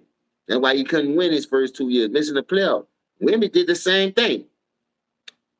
Yeah, John Starks, this is for you. All the New York Knicks legend who couldn't win. Frazier, y'all got one. Willis Reed, y'all got one. This ain't for y'all. We talking about the 90s New York Knicks, the hard grind that Jordan kept bapping across their head. That was a good team. They took Elijah Wine to 7 games. When Shaq and Penny got there, it swept. So they had the team. They could have got one there. That lockout season. I still believe if Patrick Ewing would have played that lockout season, they'd have beat the San Antonio Spurs. But they was pushing that nigga Tim Duncan, the X-Man. R.I.P. Anthony Mason, Larry Johnson, Latrell Sprewell, Derek Harper, Mark Jackson played for them for a little while. Man, salute to all the legends that came in my era who put it on the line and y'all stopped me. That's the only reason why y'all wasn't winning because they had the real GOAT, not this fake bad that y'all got come out the GOAT now. The nigga ain't no GOAT in that. And you see how they pushing Wimpy? I'm glad they New York Baptist stupid ass. I ain't lying. I'm glad New York Baptist stupid ass. Long as you, long, this what you gotta understand too. If they throwing a nigga and pushing a nigga in your face, he ain't it. They ain't him. Don't follow that train. Gonna burn and crash every time. I got a stat I'm about to show y'all. Salute to Bronson. Bronson went out there and hit there with that full nickel cap. That nigga ain't gonna beat back nothing. I told you that nigga wasn't shit. Anytime the league pushing a nigga like that and he ain't never got his feet wet and never earned that Atlantean, don't do that, bro. And you old school, bro. That's why I say changing with the world can be a detriment. You know that nigga wasn't ready. You see him getting tired in the series before that. The nigga can't play a whole fucking quarter damn near without huffing and puffing. You dig? And they taking him out. Every time they took him out, people go on a run and suck that bitch up. Ain't no real nigga about to lose no 29-point lead like that, dog. I'm sorry, Atlanta. I don't give a fuck.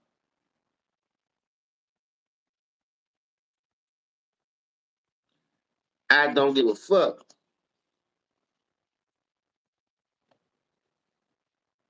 Talking about he 22 years old. Man, stop it, man. Y'all make too many excuses.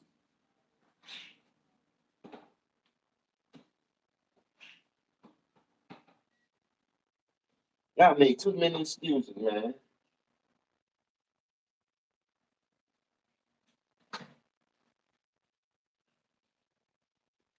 Y'all make too many excuses for this nigga. Talking about he 22 years old. How old Jordan was when he, as a rookie, when he led the fucking league and scoring? Won't hear that shit. The rope, they did the same thing to the role player. Pushed him on a nigga. Nigga couldn't make the playoffs his first 2 years. Give a damn about no fucking age. If you got it, you got it. You dig what I'm saying? Kobe was 22 when he won the fucking rank. 21 or 22 went on a whole three-peat. I don't hear about no Shaq shit because he still had to do him and pull his fucking weight. This dude too fucking tall to be out there shitting on himself like that, and y'all know it. So I don't come at me with no goddamn age. Nobody tell talk about he facing the league and all that dumb ass shit. Facing what league? This ain't France, bitch. It's America. This ain't France. This is America. And now you talking about he 22 years old. Boy, stop it. Nobody want all that, man. Sound like an excuse to me. Why hold up? This I don't understand either. How you 8'10" and you jacking up threes like that?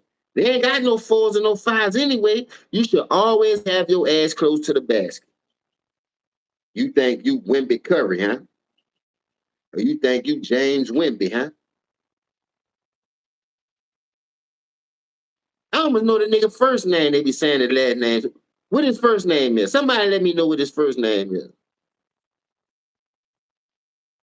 I don't give a damn if he wasn't the best player on the team. What I'm telling you is he was young too when he won his first ring. He was the second best. What's up, Darkels? He was the second best. And that boy ain't got no killer like no Kobe at no fucking 21. Stop it. Don't do that, Atlantean. If you put Kobe 21 compared to that nigga 21, man, that's not even much close. Don't do that, bro. See, that's why I be saying, bro, this new era. Thank you, Kazi. Thank you, because Shaq had Eddie Jones, Nick Van Exel, and he had Penny and got his ass swept. When they inserted Kobe in that fucking lineup, Kobe gave that boy a three-peat, so he was just as dominant as him. Stop it, Atlanta. It ain't my fault that nigga think he Curry. It ain't my fault he think he motherfucking James Harden. Don't get mad at me. Nigga got his head whacked. He the face of the league. They out there jumping people in San Antonio. You see, New York got their lick back. How New York was sneaking everybody in the Big Apple they had on the motherfucking San Antonio Spurs jersey. Beat them bitches up. What goes around comes around now. Put your hands on me, bitch. You done stepped on the red ant pile. You in my city. Even though we won in San Antonio, how you that nigga went on your court? No, you ain't doing that. Bronson hit that nigga with that 4 nickel Tommy gun. Bronson dropped 45 on his fucking ass. Don't get mad at me. That big, all that shit y'all talking against the Thunder. Y'all said what? He scored 41, 24, and 5 against the Thunder. Remember all that? 5 blocks, 41 points, 24 rebounds. Nigga ain't have another game like that in the rest of that fucking series to save his own ass. And the only reason why he did that, because the Thunder refused to play a fucking big in that first game for whatever reason. That's on them. That ain't on me. That nigga, if the Thunder would have played one big that game, that changed the whole complexity. And them bitches still winning the 2 overtimes in that first game. They went to 2 overtimes. Barely still beat them fucking people. That nigga ain't built like that, Atlanta. Don't be doing that, bro. You know, we keep it a thou wow over here, nigga. Sweet Daddy Junior. Don't do that, bro. That's why I watch this fugazi ass shit now. Cause y'all be on that hype train. The nigga ain't sure he was like that. He ain't got enough waste in his back pocket. The nigga light as a motherfucker. And you be talking about Shea and Harden and Brunson with all that flop. And that's all that nigga do is flop. When nobody ain't calling that shit out. You know why? Because they had everybody saying he was next up. He the face of the league. He gonna take it. Boy, OKC gonna beat the dog shit out of them if they healthy. They can run that shit back too. Don't get rid of nobody. Let J Dub get healthy. Let AJ Mitchell get healthy. They gonna beat the fuck out the Spurs, and y'all know that. J Dub missed half of the fucking season anyway, and the people still had the best record. #1 in the conference. Their second best player was missing, and they still even though they had two more games, one more than them. Them niggas still was better than the Spurs. With their second best player missing. So what that tell you? Run that shit back, and they gonna stomp a mud hole in them niggas' ass. I ain't making no excuse. J Dub did miss half of the fucking season. Damn near. And them people still was #1. What's up, Big Steffo? I see you in the building. What's up, my big? Don't do that, bro. Don't do that, man. Talking about making an excuse. Sound like you making an excuse. Talking about they gonna be back next year. Ain't no tomorrow. You gotta have the eye of the tiger now. You seen Rocket, nigga. Talking about wait the next year. Mm-hmm. They bitches might not even make it next year. You talking about wait the next year. He better go his ass back to France with all that fucking shit he be doing. That shit only work in the Euro League. This America, baby. I remember he mushed Bronson in the back of the head. They ain't called no foul. That nigga Bronson damn near got up and snuck the fuck out. He won't smile at the man. We already know the fix was in. But New York had other plans, nigga. New York said, fuck your fix, fuck your money. I bet you they fucked up a lot of niggas' money with that one.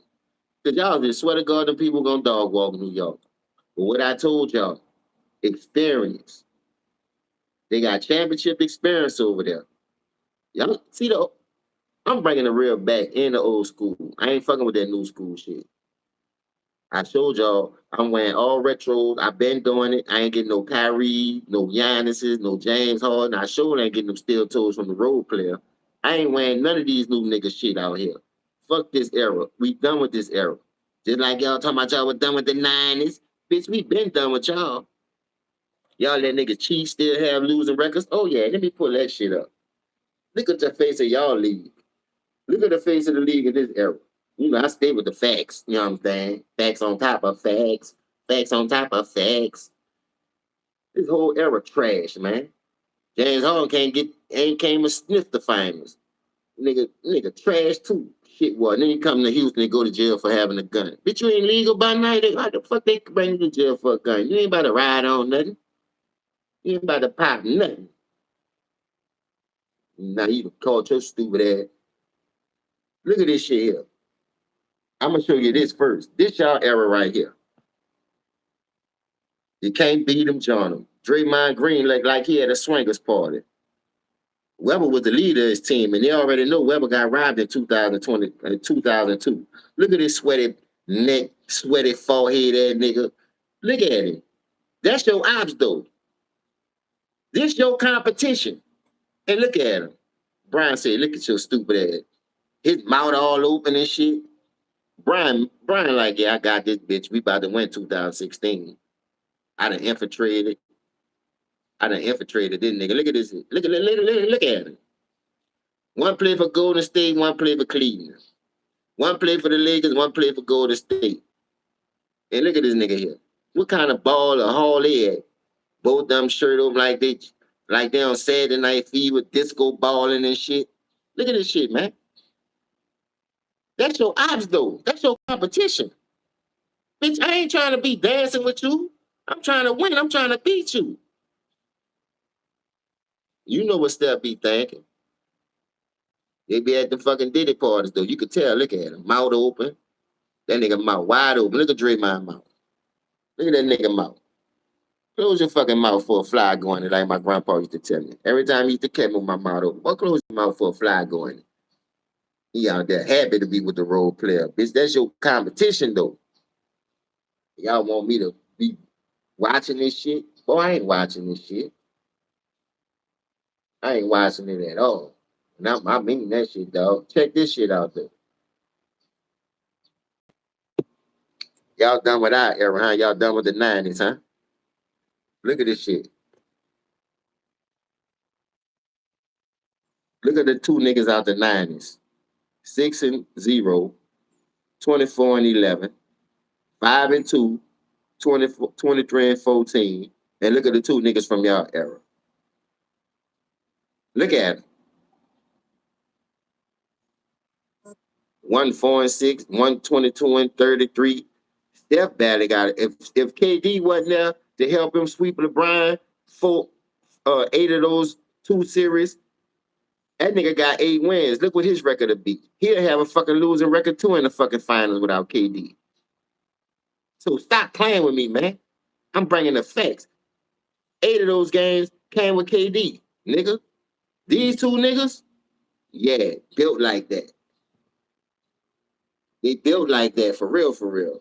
Y'all make more excuses for this fucking era than the Lord allow, man. See, I try to come with the facts. Come with the facts on facts on facts.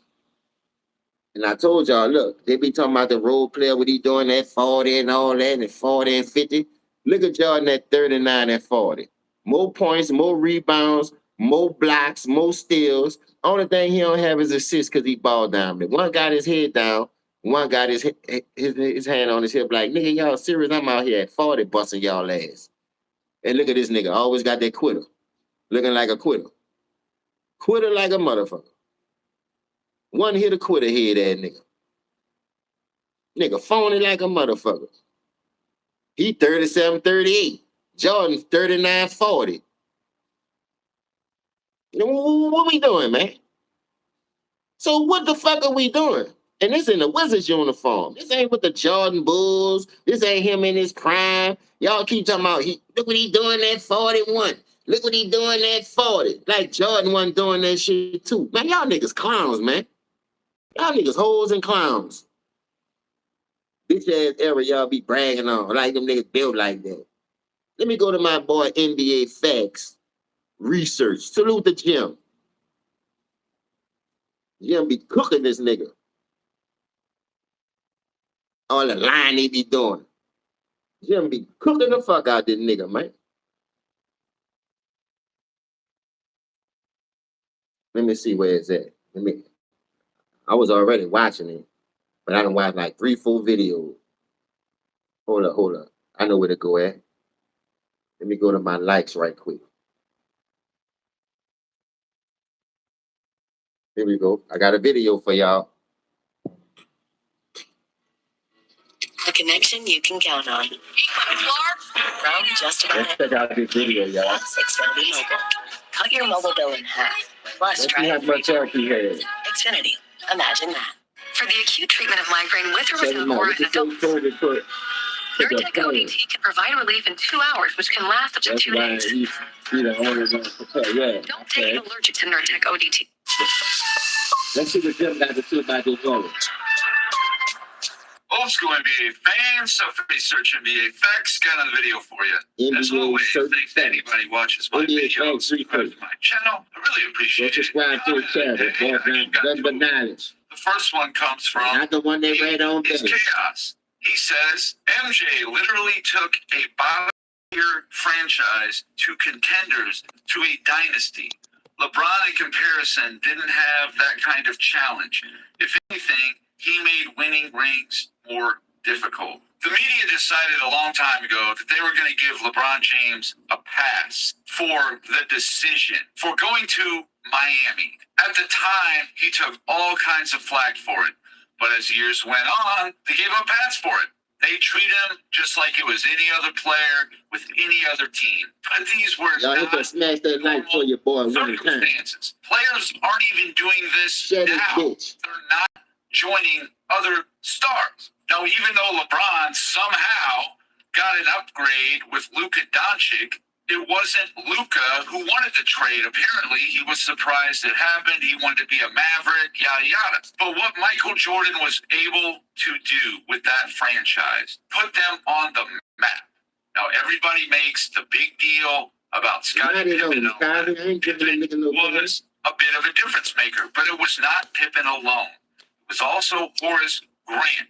He was a big part of that as well. The acquisition of Bill Cartwright, because they did not have a center who could guard the other centers in the league and stop them. They were getting destroyed year in and year out by the high-level centers around the league. They didn't have any themselves, and not like Bill Cartwright was an amazing center or anything, but he was adequate, which is all Jordan really required. Adequate players. Give me some defensive help, and I will win for you.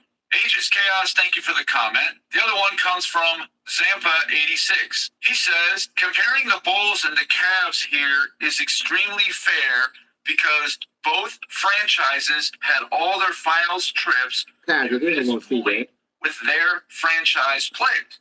One player led his franchise to the best record, one to one of the worst. And last time I checked, the teams played to win the championship, not for individual stats. Yeah, that's exactly right. Before Michael Jordan got there, the Bulls had never been to the finals even.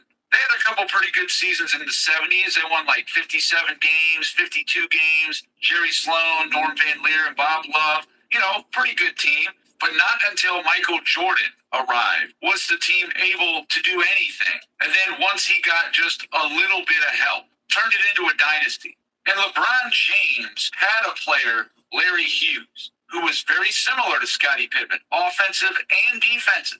He had Ilgauskas. He already had a pretty good center, an all-star, but it wasn't good enough. LeBron fans will say that the individual players weren't good enough. Check this out, to y'all. win. This is crazy. Even though they won 66 games, 61 games, a couple 50-win seasons in there, it wasn't good enough. He had to have star players. But it's so funny to me that LeBron never had a two-season stretch like he did in 09 and 2010, winning 66 and 61 games. Never replicated again in his entire career. LeBron had a team in 2009, somehow going 26 and 4 against the West, 39 and 2 at home. Wasn't good enough. Number one net rated team. I believe they were the number one defensive rated team in 2009. Not good enough. He had to have a second star to validate it. In 2010, he had Mo Williams and Anton Jameson. These are not bums by any means. I mean, 18 points a game, that's more or less what Pippen was giving Jordan every year. And collectively is what defense is. LeBron was getting the best defensive effort in the league in 09. They were high level in 2010. He just didn't get it done. Zampa86, thank you for the comment. In this video here, we hear all the time about how the 90s are watered down. They weren't that good. They're overrated. I've done videos on this before. Of course, Nick Wright, all these people saying that the 90s weren't that good. JJ Redick says they're watered down. They added too many players. Well, I just had a guy in the comments tell me that, well, you can't have Bill Russell number 2 because there was only 8 teams in the league. So which is it? So if too few teams is no good and too many teams is no good, then what's the magic number then? What, 20? 18? What's the magic number of teams?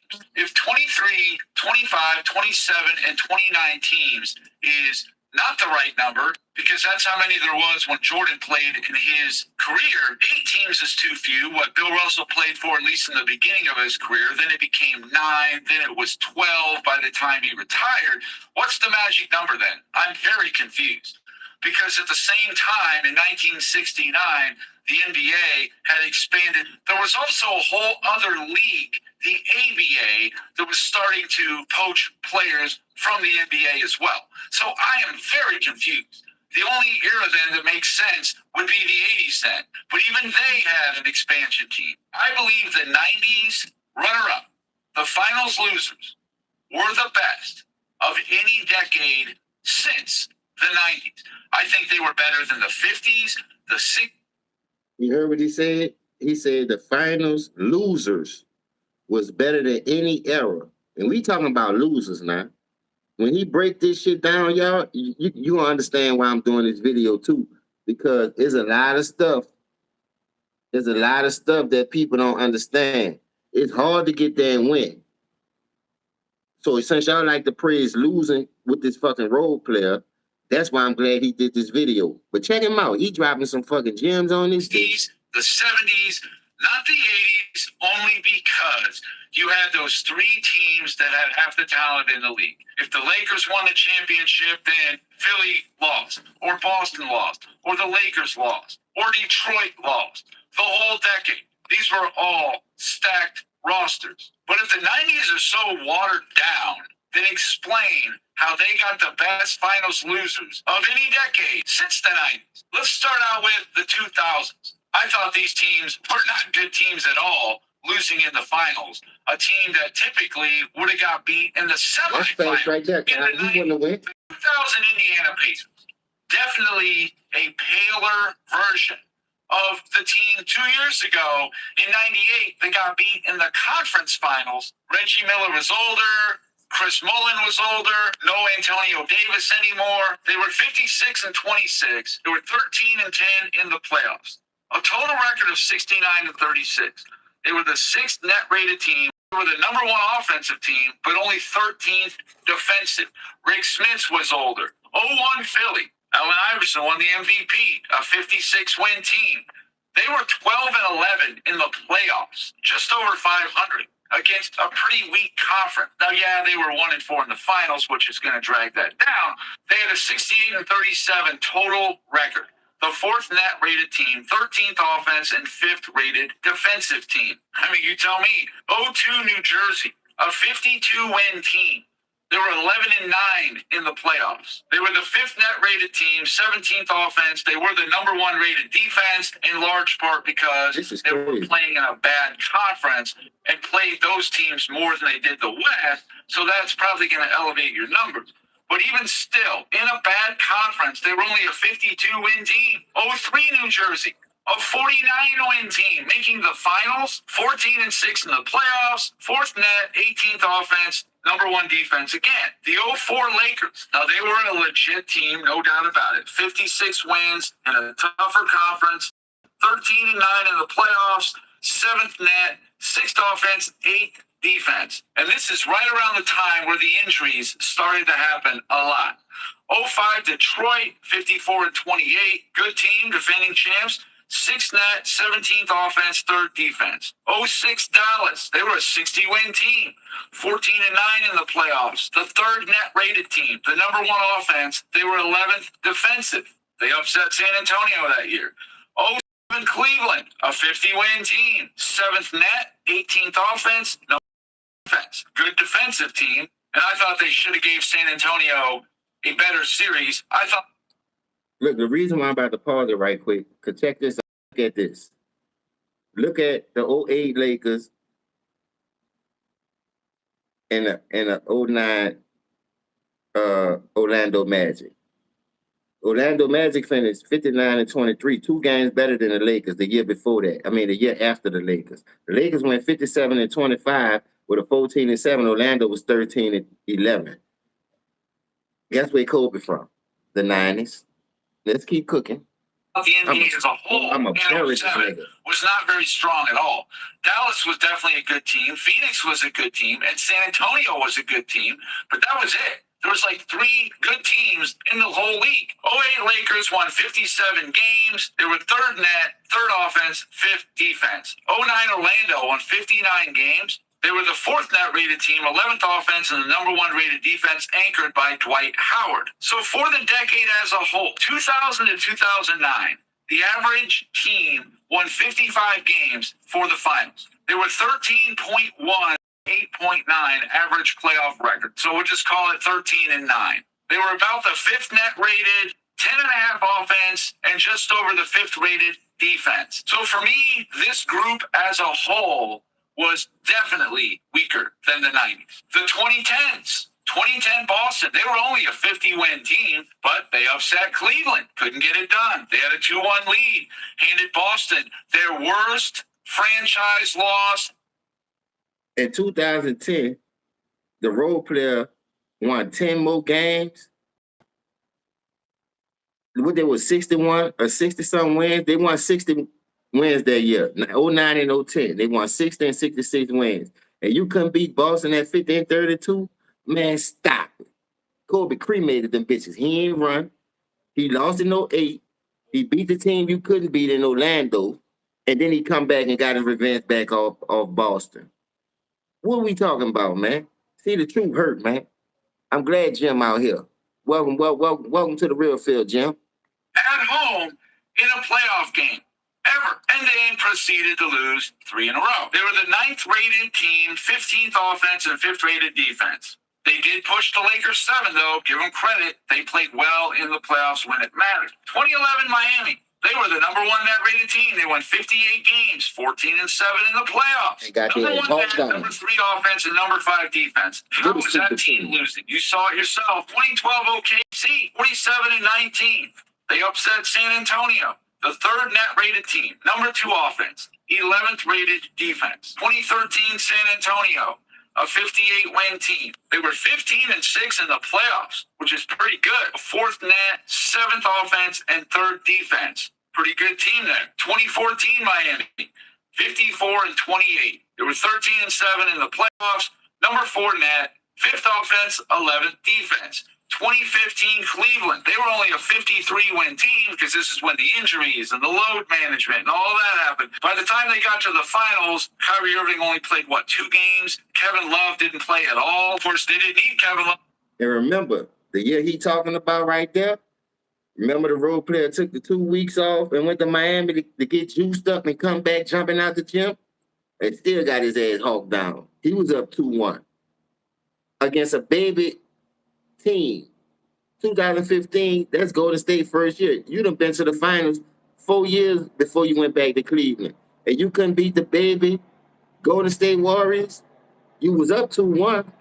I won't hear nothing about no Kyrie Irving being hurt, Kevin Love being out. I don't want to hear all that, man. Get it done. All that fucking line for this man. In the conference finals because of all the threes they hit against Atlanta. But they were the 5th net, 3rd offense, 18th defense. Not a very good defensive team at all. 2016 Golden State. Now, it looks great on paper, but that team in the finals was not the same team. How can you be 73-9 but go 7-7 in your last 14 playoff games? They were the number 2 net, number 1 offense, and 5th rated defense. And that's another thing I want people to understand. They talking about that 73-9 Golden State team. They lost 9 games in 2016, as y'all can see. 73-9 in the regular season. They lost 9 playoff games. The last 14 games of the playoffs, they went 7-7. So how good were they? Was they really that good, or the era just that shit water? But let's keep going. 2017 Cleveland, only a 51-win team, all the load management. Sure, they were 13-5 in the playoffs. They were the 7th net, 3rd offense, and 21 defensive team. 2018 Cleveland, they had so many players coming in and out of the lineup. A 50-win team only 12-10 in the playoffs. 14th net, 5th offense, and 29th defense. A miracle they even made it out of the first round because Indiana outscored them by 40-some points for the series. 2019 Golden State, they were a good team, 57-25. They didn't have Durant though, so even though it says they're the second net, number one offense and 13th defense, without Kevin Durant in the finals, they were no longer that team. But overall, compared to the 2000s, they were 56-26. They were win better. The overall record was 0.9 of a win better. Winning percentage overall was 0.025 better, so a little better team. They were 5.1 net versus 4.9 net, so they were marginally better than the 2000 runner-ups as far as net rating goes. Offense, they were much better at 4.5 to 10.5, but in defense, they were 12.1 to 5.2. So they were much better offensive teams, but much worse defensive teams versus the 2000s. The 2020 so far, now I realize that San Antonio is probably on the verge of losing. As I shoot this video, they're down 0-2. But you never know. Maybe they come back and win 4 out of 5. It can be done. It's just probably unlikely. But it's not official yet. But that will definitely bolster this decade that needs it desperately, because the 2020s is maybe the weakest decade ever of finals runner-ups of any decade. 2020 Miami was a 44-29 team. They were 7th net, 7th offense, 11th defense. 2021 Phoenix, they were a 51-21 team. Not too bad, actually. 3rd net, 5th offense, 9th defense. 2022 Boston, a 51-31 team. 2nd net, 7th offense, and number 2 defense. Their rankings definitely do not reflect their record at all. They just must have lost a lot of close games. 23 Miami, a 44-38 team in the finals.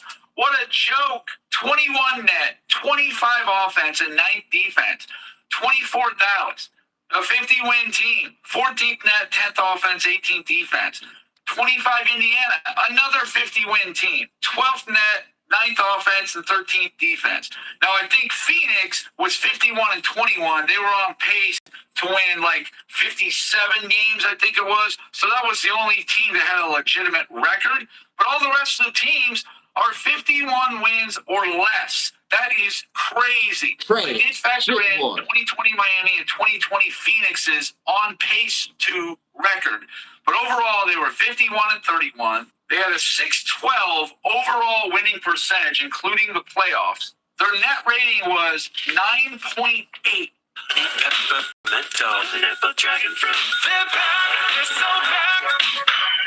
Don't ghost your credit card payments. Paying your bill on time every month can help you raise your credit score. Establish credit with the Chase Freedom Rise credit card. Learn more at chase.com/rise. 8, which is significantly worse than the 2000s or the 2010s, as they were both right around 5. Offense 7, which wasn't as good as the 2010s, but was better than the 2000s. The defense at 10.3 was a little better than the 2010s, but not even close to the 2000s. They were right around 5. Now, when I say the 90s, I'm talking about the Jordan era, 1990 to 1998. But I will throw in the 99 Knicks anyway, just because they complete the decade. And you tell me if you think any of those decades, runner-up in the finals, was as good as what the 90s were dealing with. And Jordan and Olajuwon beat 8 of these teams, okay? The 1990 Pistons beat Portland, of course, and the 99 Spurs beat the Knicks. But the Spurs were more of a 2000s team, even though they did win a championship technically in the 90s. Really, after 98 and the Bulls got broken up, that was pretty much it for the 90s. I know, technically speaking, yeah, I know, the lockout shortened season of 50 games and all that, but I always thought of it more of a 2000s era. But 1990, Trailblazers, they were a 59-win team. They were 12-9 in the playoffs. They won 71 total games. They were 4th net, 9th offense, and 4th defense. That's a very good finals runner-up. The 91 Lakers, they won 58 games. They upset the 63-win defending West champion Portland Trailblazers. Thank you, Dub, for putting me on Jim, though. They were 5th offense and 5th defense. Dub, thank you for putting me on Jim. When you told me that in the comments and I went check that boy out, when I tell you he batting 100, he batting, like this nigga don't strike out at all, bro. He throwing perfect games, no hitters. I ain't seen Nick get a hit off him yet. I'm just being honest, bro.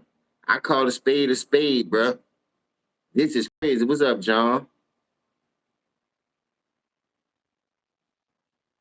No, he just showing, because people say Jordan never played nobody. And if you look at it from 90, 91 on down to 98, that's all Jordan. Elijah Wine came in 2 of those years. So like in 1 decade, Jordan and Elijah Wine beat more competitive teams than this era. He just broke down this era. If you just coming in, you might have to rewind and catch up on a replay. But I'm about to get through this because I'm gonna get to one more video to show you why this nigga's a fucking loser too. A fucking loser. Legitimate team, no matter what the media tries to spin now. The 92 Trailblazers, they won 57 games. They were the number 2 net rated team behind only Chicago, the 7th offense, and the 3rd defense. A legit team. They had a 15-point lead in the 4th quarter of Game 6. But the Bulls, maybe being at home, whatever the reason, came back to beat them. 93 Phoenix was a 62-win team. They won 75 games, including the playoffs. They were the number 4 net rated team, the number 1 offense in the NBA, and the number 9 defense. A legitimate team. The 94 Knicks, they won 57 games. Now, I think the East had been weakened quite a bit. They weren't as good as the year before. In a stronger East, they won 60 games. But in a weakened East, they won 57 games. They're not quite as good as they were in 93. No doubt about it. They were the number 2 net-rated team, the number 16 offense, and the number 1 defense. In 1995, Orlando, they were supposed to win that thing. Well, they were a 57-win team, the only team to beat Jordan in the 90s, beat Indiana in the conference finals in a hard-fought 7-game series. They were the 3rd net-rated team, the number 1 offense, 13 defensive team. The 96 Seattle Supersonics won 64 games. They were the 3rd net-rated team. They were number 8 offensive team and number 2 defensive team only to the Chicago Bulls. What a great squad they were. And my personal choice as the best team the Bulls beat in the finals, the 1997. Check this out too, y'all. The 93 Phoenix Suns, 62 wins. The Seattle Supersonics in 96, 64 wins. And both Utah teams won over 60 games, 64 and 62 that look. So what I'm saying, what's up, Alex? What's up, baby? Go Big Blue. So what I'm saying is 60-win teams in the finals, 55-plus win teams in the finals. We ain't talking about that 44 shit that Miami did coming from the AC, the bubble and all that. Man, y'all finals losses was cakewalks compared to what these dudes had to go through in the 90s. And they talking about the 90s was plumbers and trash men and garbage truck workers and shit. Man, stop it, man. Look at all these fucking wins. But I'm about to break it down for you. Y'all get y'all pen and pad. We're in school today. Night class. Jazz. They were that good. 64 and 18 team. Much like Seattle, they had an even better playoff record at 13 and 7. They played some tough teams. They were the number 2 net rated team, the number 2 offensive rated team, and the number 9 defensive team. They were legit. Now, 98 Utah was also very good, but Stockton missed about a quarter of the season, and they would have won probably 65 games. Say, bro, you crazy, John, whatever your name is. He's showing you right now. Barkley won 63 games. He had to go against Barkley. What you call him had 67, 64 games. He had to go against Peyton and Kemp. Utah had Malone and Stockton. What the fuck is you talking about? You must be a role player fan. Don't worry about it. I'm going to cook you too. I got time today. Tired of y'all with that bullshit. I'm gonna let you live, but if I say regulators mount up, don't get mad at me. I ain't saying it yet, but you keep talking that dumb shit like that. Barkley, Malone, Clyde Drexler, Magic, Patrick Ewing, Elijah Wine, The fuck is you talking about? Man, shut your ass up. Had Stockton been there, because it was noticeable. I cook you myself. I don't need you to do it. 10-8 or 11-7. Your reading comprehension fucked up if you don't understand what you're breaking down. 13-7 in the playoffs. They had that amazing run where they won 11 of 12 games. People are talking about the Knicks this year. It, bro. Well, they were doing that against not so great teams. But Utah won 11 out of 12 against Houston in the first round. Barkley. What about Isaiah? Don't get what on no fucking Kobe level, man. Kobe was beating that bitch every time. Kobe beat that bitch 4-1, man. In 2008, after the role player got swept by him. That's not on no nigga level. If it was, that shit would have won 7 games. John, do not do that, bro. I'm trying to give you facts, and you coming off narratives and your feelings. Isaiah Thomas was a fucking monster, my nigga. He never did it. How the fuck he gonna do it and he never did it? He never did it. So all that coulda, woulda, shoulda shit, I don't want to hear that. Tell me when he did it. So miss me with the bullshit. That's excuses, bro. You helping up for this weak-ass era when you getting cooked. The man cooking you too. It ain't my fault you don't have no comprehension, my nigga. You don't understand what he breaking down. But listen, Zeke had a better winning record than him. Y'all ain't run from the smoke, ain't go get no help. He came back and swept his ass too. So get who the role player came back? Who Duncan came? Duncan ain't never beat that nigga. You talking about it 99 when Kobe wasn't a starter? Shut your stupid ass up. Kobe was coming off the bench, man. When Kobe became a starter, they went on the 3-piece, sir. Get the regulators, mount up. Get this nigga off my fucking face, man. Get this nigga off my channel. Elijah Drexler, older or not. I'm giving you the authority. 2-1, and when the first round surprised them. The semifinals, Robinson and Duncan. Duncan might have been a rookie, but he was first team all NBA. No, he wasn't, man. 4-1. Thank you. And then they swept the shit. 60 Get it from around me, man. Lakers in the Western Every time you do a comment, bust his shit. Bulls in game 1. That's 11 out of 12 games against how many Hall of Famers? How many top 75 players? Yeah, I think that's 10 top 75 players, but they still won 75 games overall, playoffs included. They were the 4th net rated team, the #1 offensive team in the NBA, and only 17th defense. Like I said, Stockton missing a quarter of the season definitely hurt them defensively. And then you got to throw in the 99 Knicks. I factored in their win total and all that to an 82-game season. They were 27-23, 12-8 in the playoffs. They were the 14th net rated team, 26th offensive team, the #4 defensive team. But that was also when they had Ewing, and Ewing didn't play in the finals. So this is also much like the 2019 Warriors, didn't have a very good player. But even with that said, the 1990s had the number 4.1 net team on average. The 2000s had 4.9, the 2010s were 5.1, and the 2020s were 9.8. Damn, 9.8. The 90s were 7.6. The 2000s were 10.5. The 2010s were 4.5, and the 2020s are number 7. Defense, 1990s are 6.7. 10.3 for the 2020s, 12.1 for the 2010s, and 5.2 for the 2000s. So overall, all things considered, the 90s had the better runner-up of any decade since. Now, maybe if San Antonio gets beat this year, that will help them. But if you take out the 99 Knicks, okay, because, yeah, technically they're 90s, but it wasn't during Jordan's era, and that's always a thing people go after. 1990 to 98. Look at this. By taking off the Knicks, they are just under the 3rd net-rated team in the NBA. That's powerful.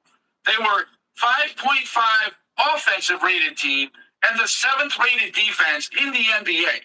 They had an average record of 60-22 in the 9 years in the final. A 703 winning percentage, regular season and playoffs combined. Come on, man. And you're going to sit there and tell me the 90s were weak? Jordan played weak competition? Yeah, I don't think so.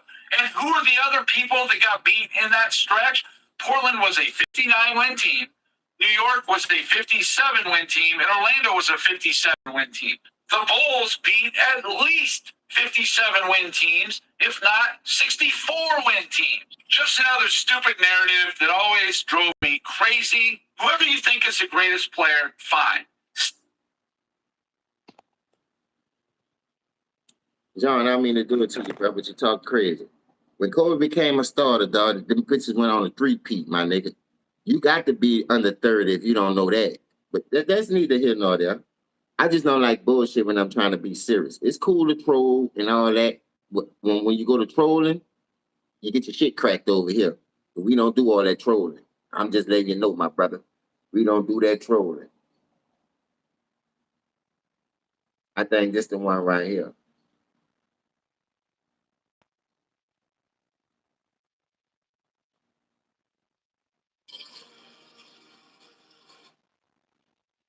Hold up. Do you know how you can improve your revenue?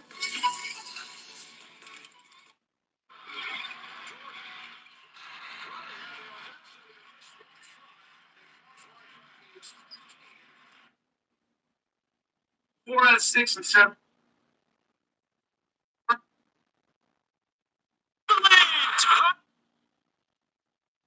Next season, Elijah won 7 out of 7, and the year after that, United.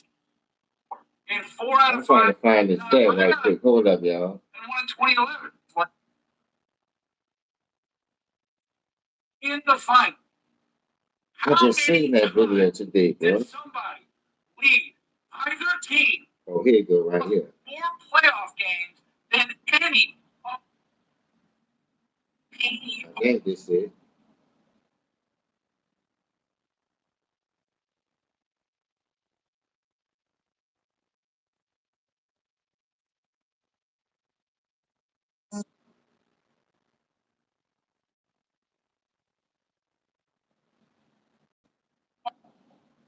$34 points in game. And I'm really tired of hearing about all the Scottie Pippen stuff. I'm just over it. Enough. Right in his hands, he's got to go up and attack and get the ball. I think this is right here, y'all. Let me see. Should think it's on them. And the centers. Stojakovic has come in. Wade sidesteps. Pick and roll situation. Wade's across over inside and scores. Look at the stat right there. Calls it a career and living. Brian had way higher level skill. Wade on the follow-up of the possession there. First trying to dribble it. Now Wade had it. He calmed his ship. Wade will slow it down. Wade fires. That's a trade.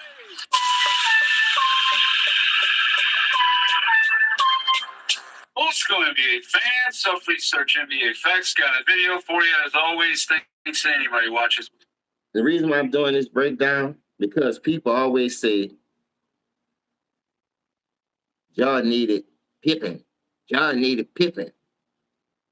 Well, watch all the help this nigga had that still have a losing record. And watch how he breaks down. Jim, I'm fucking with that, Jim. Keep dropping gems. My video, subscribe to my channel. I really appreciate it. Comment of the day comes from JLJ2276. He says, Pippen, 16.1 points per game, won't even get him in the Hall of Fame if he didn't have any rings. But MJ will definitely be voted in even without one chip. We know how important Scottie is to the chips, but Mike made his career even without Scottie. All these yokels propping him up are just pure nuts. Well, if you didn't catch a video I did a couple days ago, it's actually a pretty good watch. It was Scap Attack taking on 10 LeBron fans. I could told you all the narratives they're going to put out there. I think that's the one right there. Pushing. Yeah, that's the one. I got y'all. Hold up. I'm glad he brought that up. I'm glad that's the one right there. Hold up. Check it out, y'all.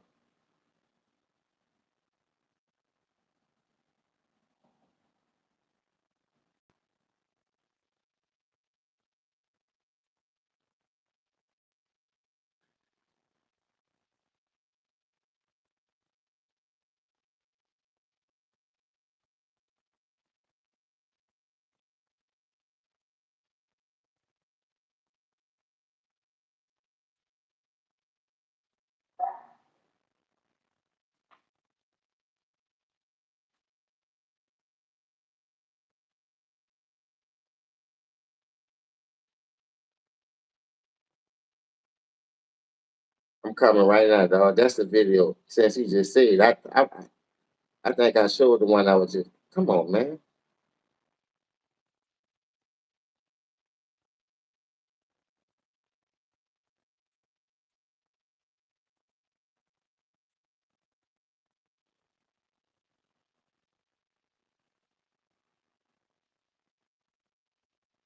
There you go.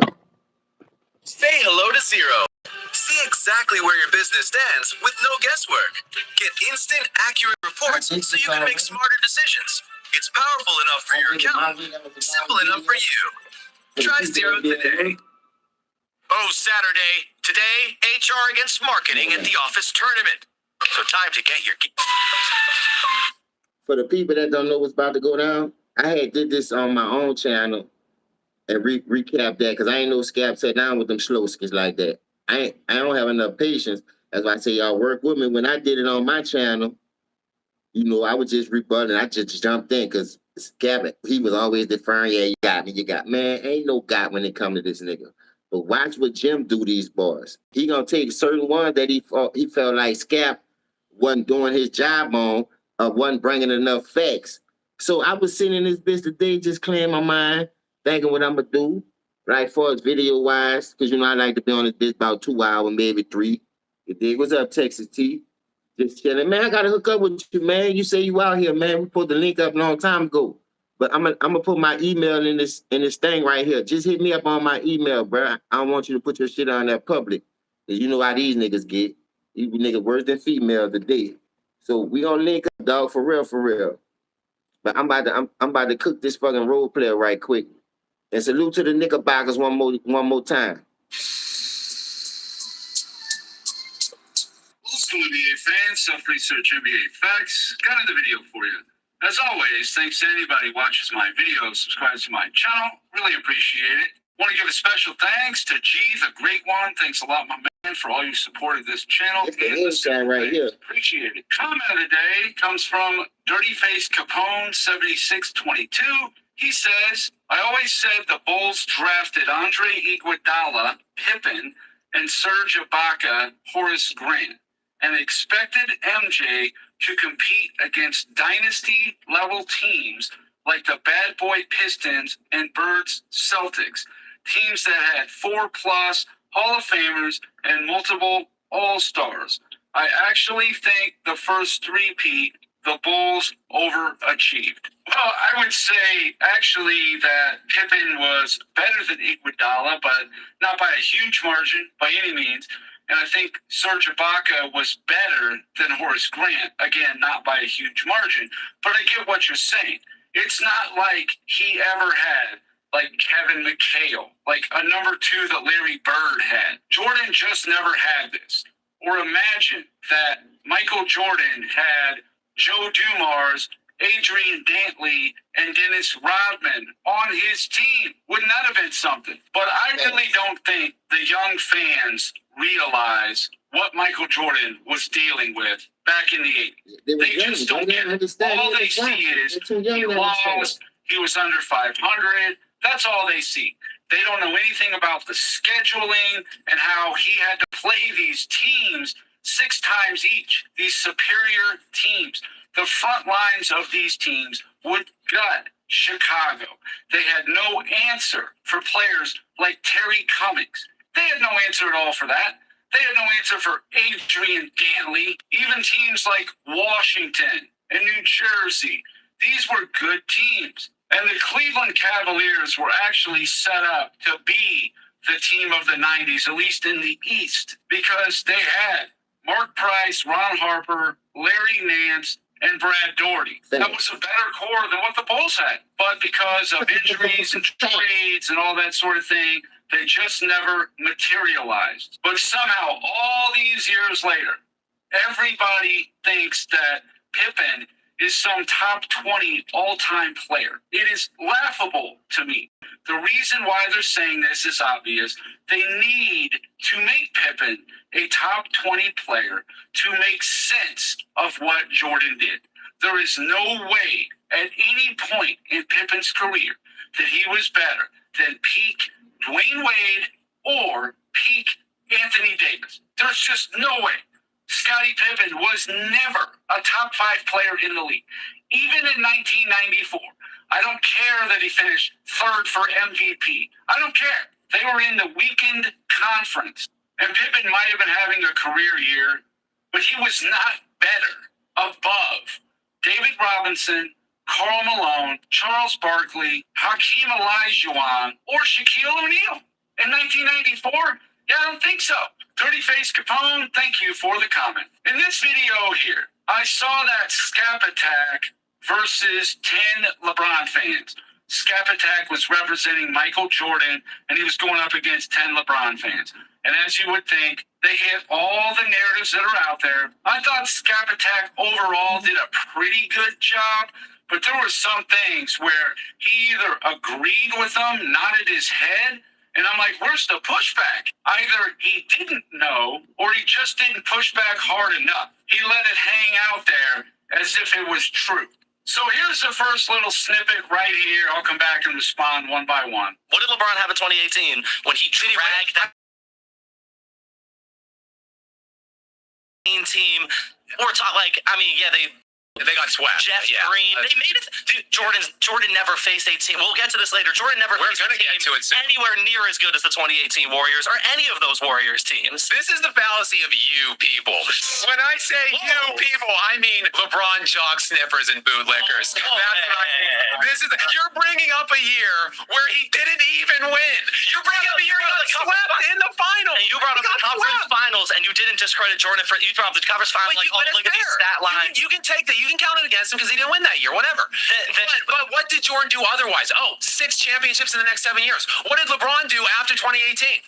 Yeah, and gallivanting all over the NBA, 2 All-Stars, the top 5 player. All right, so all Scap Attack said on that one was that, you picked one that LeBron actually lost in, but they're still touting that run as something special. Okay, well, here's my pushback to that and what Scap Attack should have said. Now, I understand I have the benefit of hindsight here on a lot of this stuff. You're not always going to say something right there. Don't forget. I get my charger right Let me just clean it up for Scap Attack. 2018 Cleveland beat the Toronto Raptors. They were the number 2 net rated team, the number 2 offensive team, number 5 defensive team. Now, sure, they benefited from being in the East, which probably bolstered all this, but they swept Toronto 4-0. They outscored them 474 to 418. That's 14 points per game. Then they turn right around and get swept in the finals 4-0 by Golden State, 464 to 404, 15 points per game, a 20. Let's check it out, y'all. Look at that. Cleveland 2018 beat the number 1 Toronto seed. They were second in net, second in offense, 5th in defense, 4-0. Outscored them 447 to 418, beaten by 14 points a game. Then they turn around, go to Golden State, and get their ass swept. That's a 29-point swing. Let's keep going. 59 point per game swing.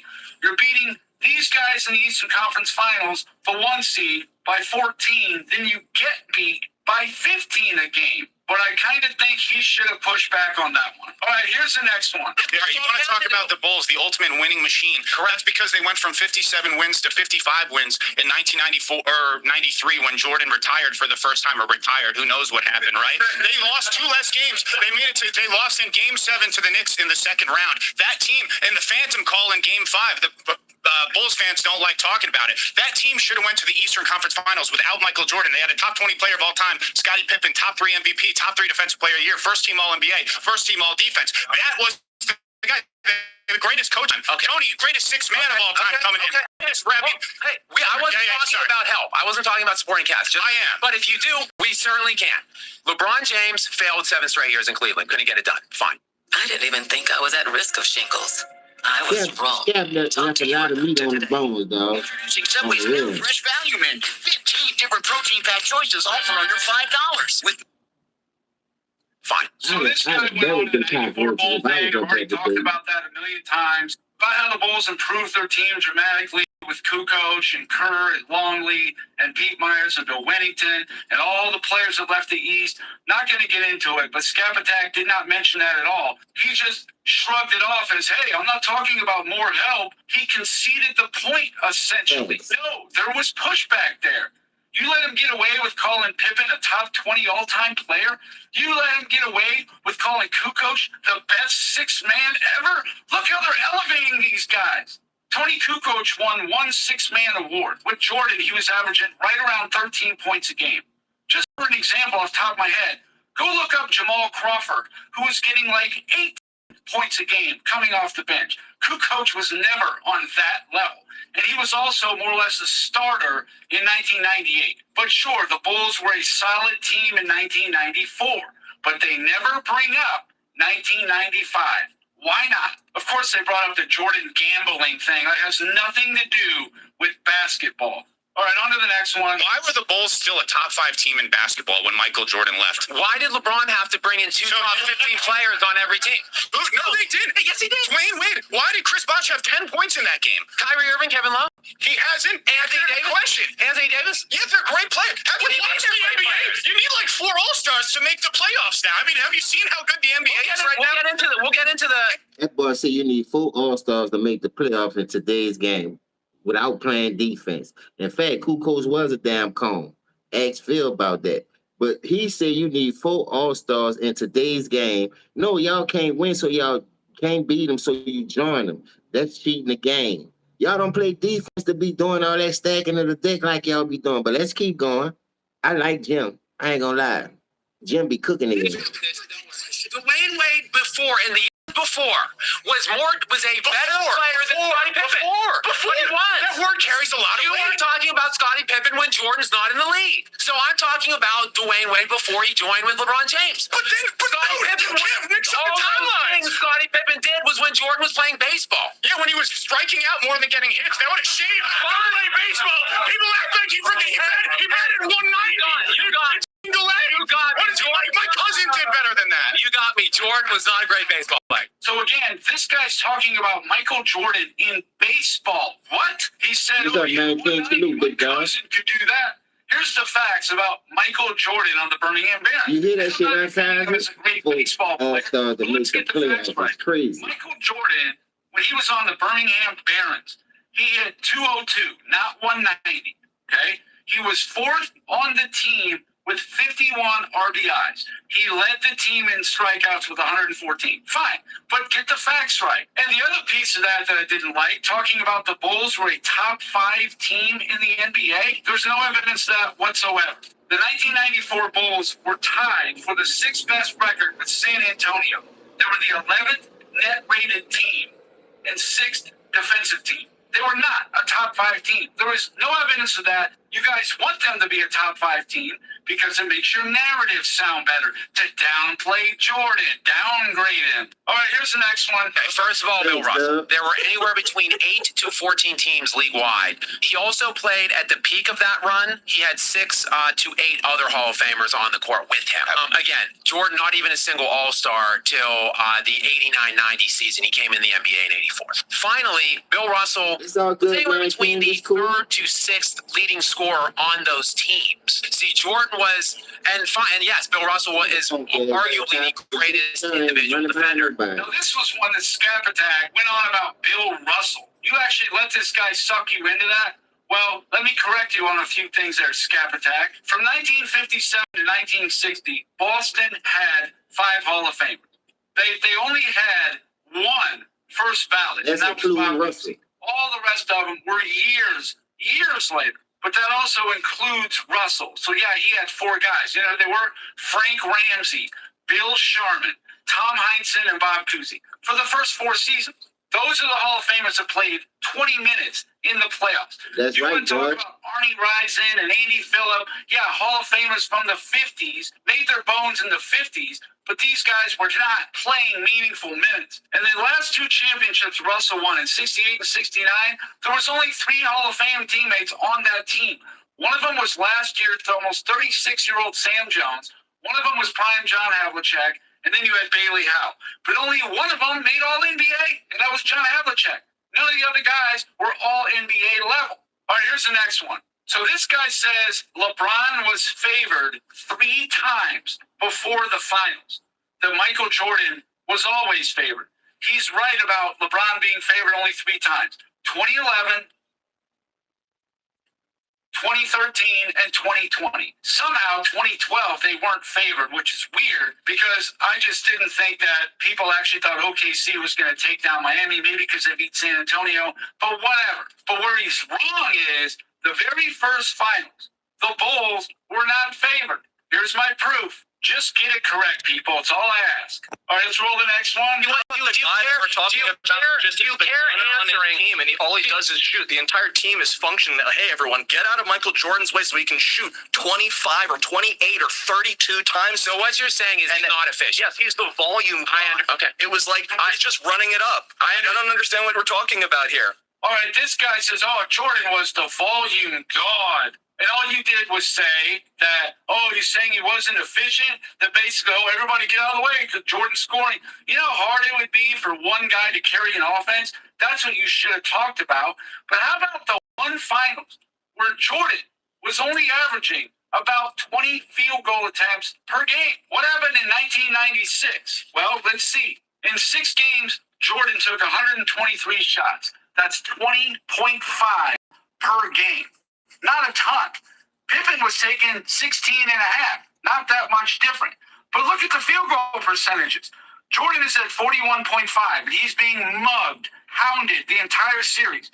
Pippen's at 34.3. You got Kukoc, who's marginally ahead of Jordan, but had a lot of clean looks. You got Longley, who did well. But look at Ron Harper, Steve Kerr, and Scottie Pippen specifically. They were putrid in this series, shooting 30 to 37%. Come on. So when Jordan doesn't take a lot of shots and does share the ball, that's what he had to look forward to.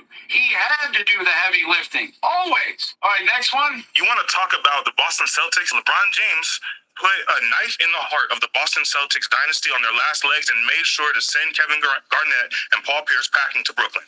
So Scap Attack had no response to Miami over Boston after Boston took them 7 in 2012. He didn't mention the ages of these guys. Ray Allen almost 37. Paul Pierce was almost 35. KG was 36. No, that did not end KG and Paul Pierce in Boston. They got beat again in 2013 in the first round by New York. Again, technically wrong, but you didn't bring up they got pushed 7 by an old team, and this is prime LeBron James in 2012 with prime Wade and prime Bosh. And they got pushed 7. No mention of that.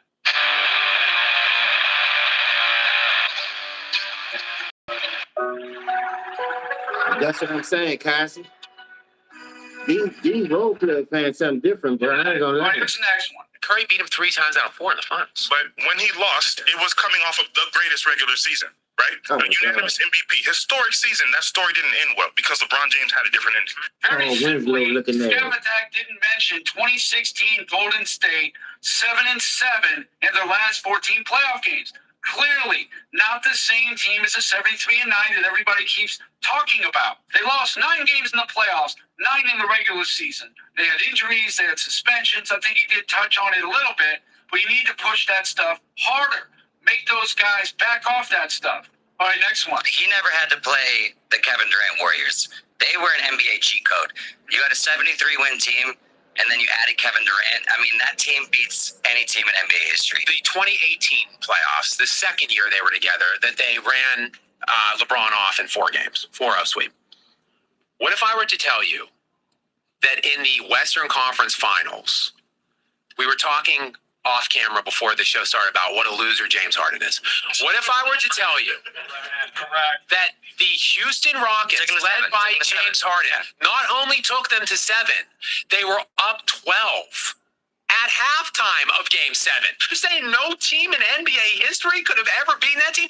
James Harden-led team almost beat them the series before. All right, this dude had the audacity to say 2017 Golden State beats any team. But they were down by 23 points to San Antonio. In the third quarter of game one, while Kawhi Leonard was still healthy.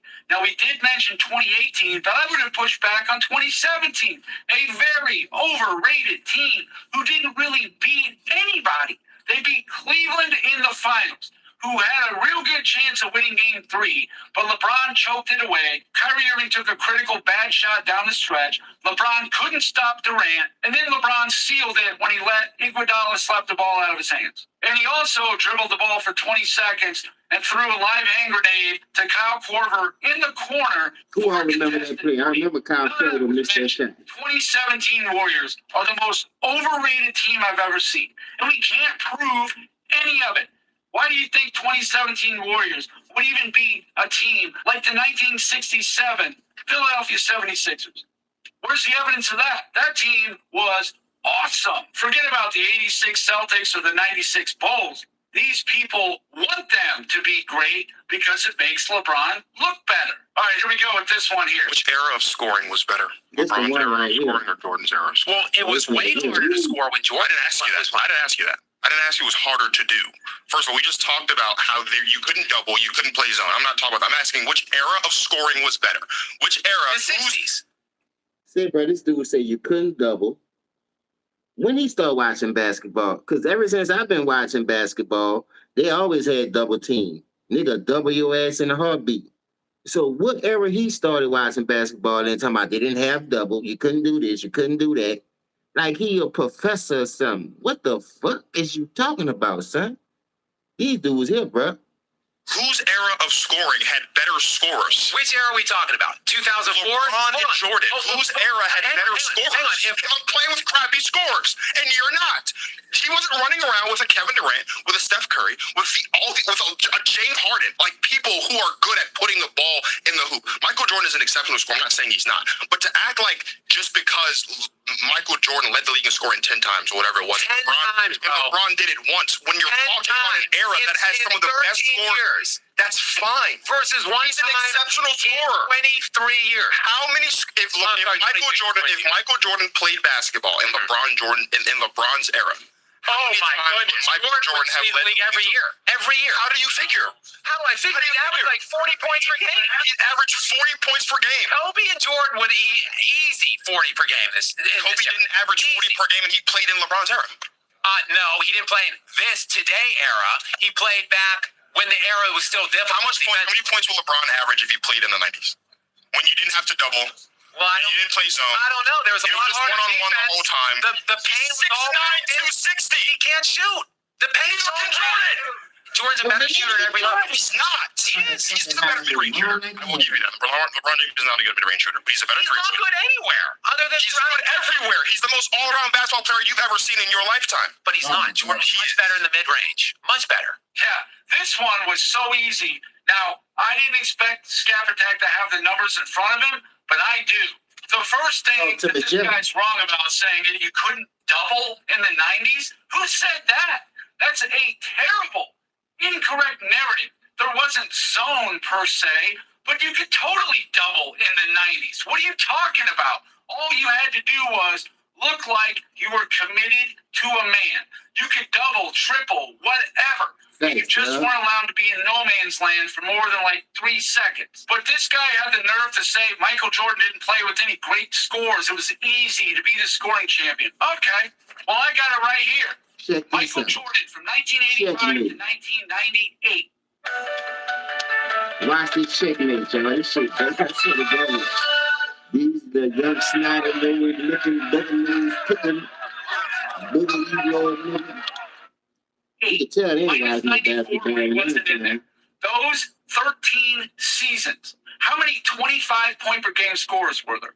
And then I'm going to take a look at LeBron James from 04 to 2016, his first 13 years. Then after that, yeah, the scoring got out of control, all the three-pointers, whatever. Sure, there's a lot of high-level scoring now because of the three-pointers and the lack of defense, especially in the regular season. So that means nothing. But here's Jordan, 85 to 98. In 85, there was 8 guys averaging 25 points per game or more. Jordan was not the leader. That was Bernard King, put up 33 points a game. In 86, there were 5 guys, and Jordan was not one of them. Dominique won the scoring title at 30.3. Then it was 7 and 88, 7 and 87, 9 and 88, 9 and 89, 7 and 90, 10 and 91, 5 and 92, 6 and 93, 6 and 95. That one went to Shaq. 5 and 96, 5 and 97, and 3 and 98. All told, 85 players between 85 and 98 minus 94 averaged 25 points per game. That's 6.538 per season. Here's LeBron James' first 13 seasons. All these prolific scores, right? There was only 2 in 04, 7 in 05, 10 in 06, 12 in 07, 5 in 08, 6 in 09, 7 in 10, 11 and 12, 5 in 2013 and 14, 4 in 2015, and 7 in 2016. Karl Malone averaged 31 points per game. I believe it was in 90 or 91. That would have won the scoring title in 04, 05, 08, 9, 10, 11, 12, 13, 15, or 16. All told for LeBron's first 13 seasons. Damn. Karl Malone would have been the leading scorer. Averaging 25 points per game or more. 6.461. So there was one less in those 13 years than when Jordan was there the 13 years. But both guys, Jordan and LeBron, were putting up 25. So it wasn't all Jordan doing it. There were tons of other guys too.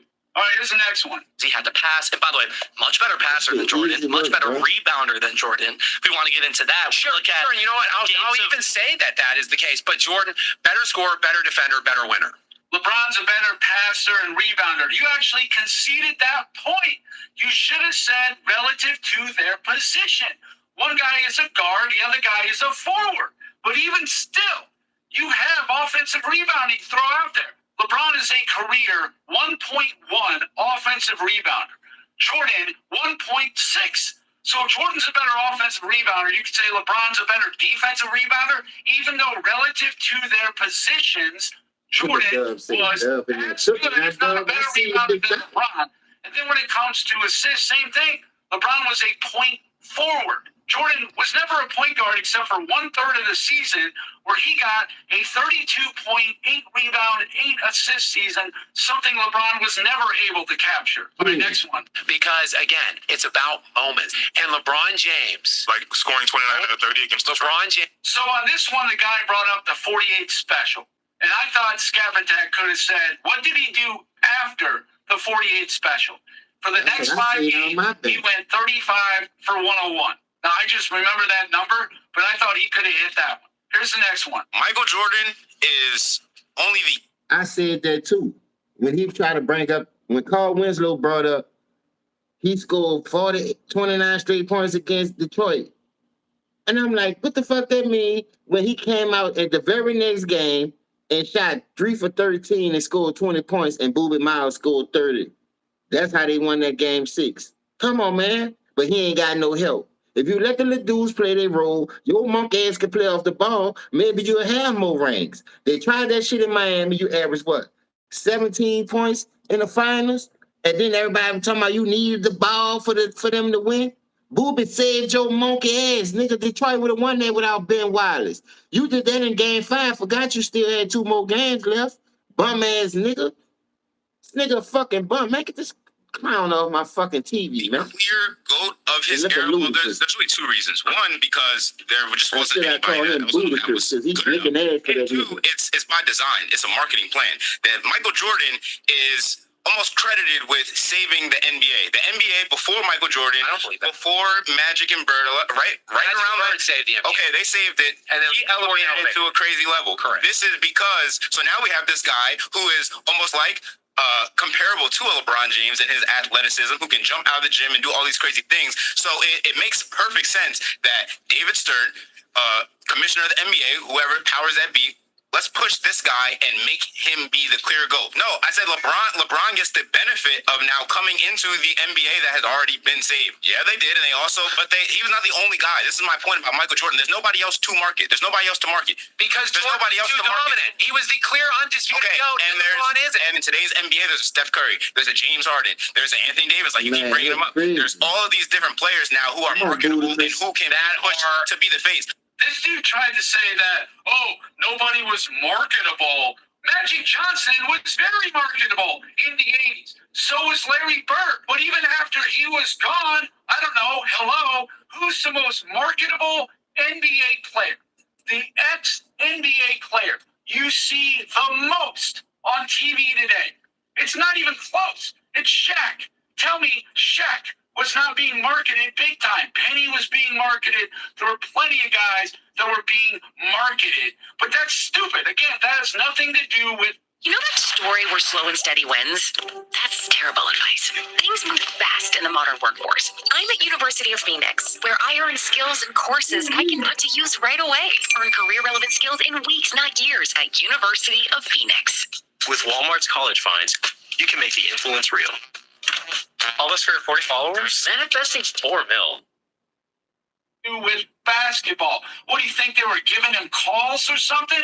You guys are ridiculous. Pushing somebody's popularity for the health of the sport has nothing to do with winning championships. Sorry. And here's the last one. You guys just diminish everything that Jordan played against. In his first NBA championship that he won in '91, yes, he beat the LA Lakers with Magic. Who are not the Showtime Lakers anymore. Fine. They're not the Showtime Lakers anymore. Fine. Kareem was not on that team. Kareem wasn't there, but guess who was? On the team. Yeah, this guy's talking about, oh, they weren't Showtime. Again, Scabadag, you could have said, oh, it would have been better with 42-year-old Kareem than Vlade Divac, who was better than 42-year-old Kareem.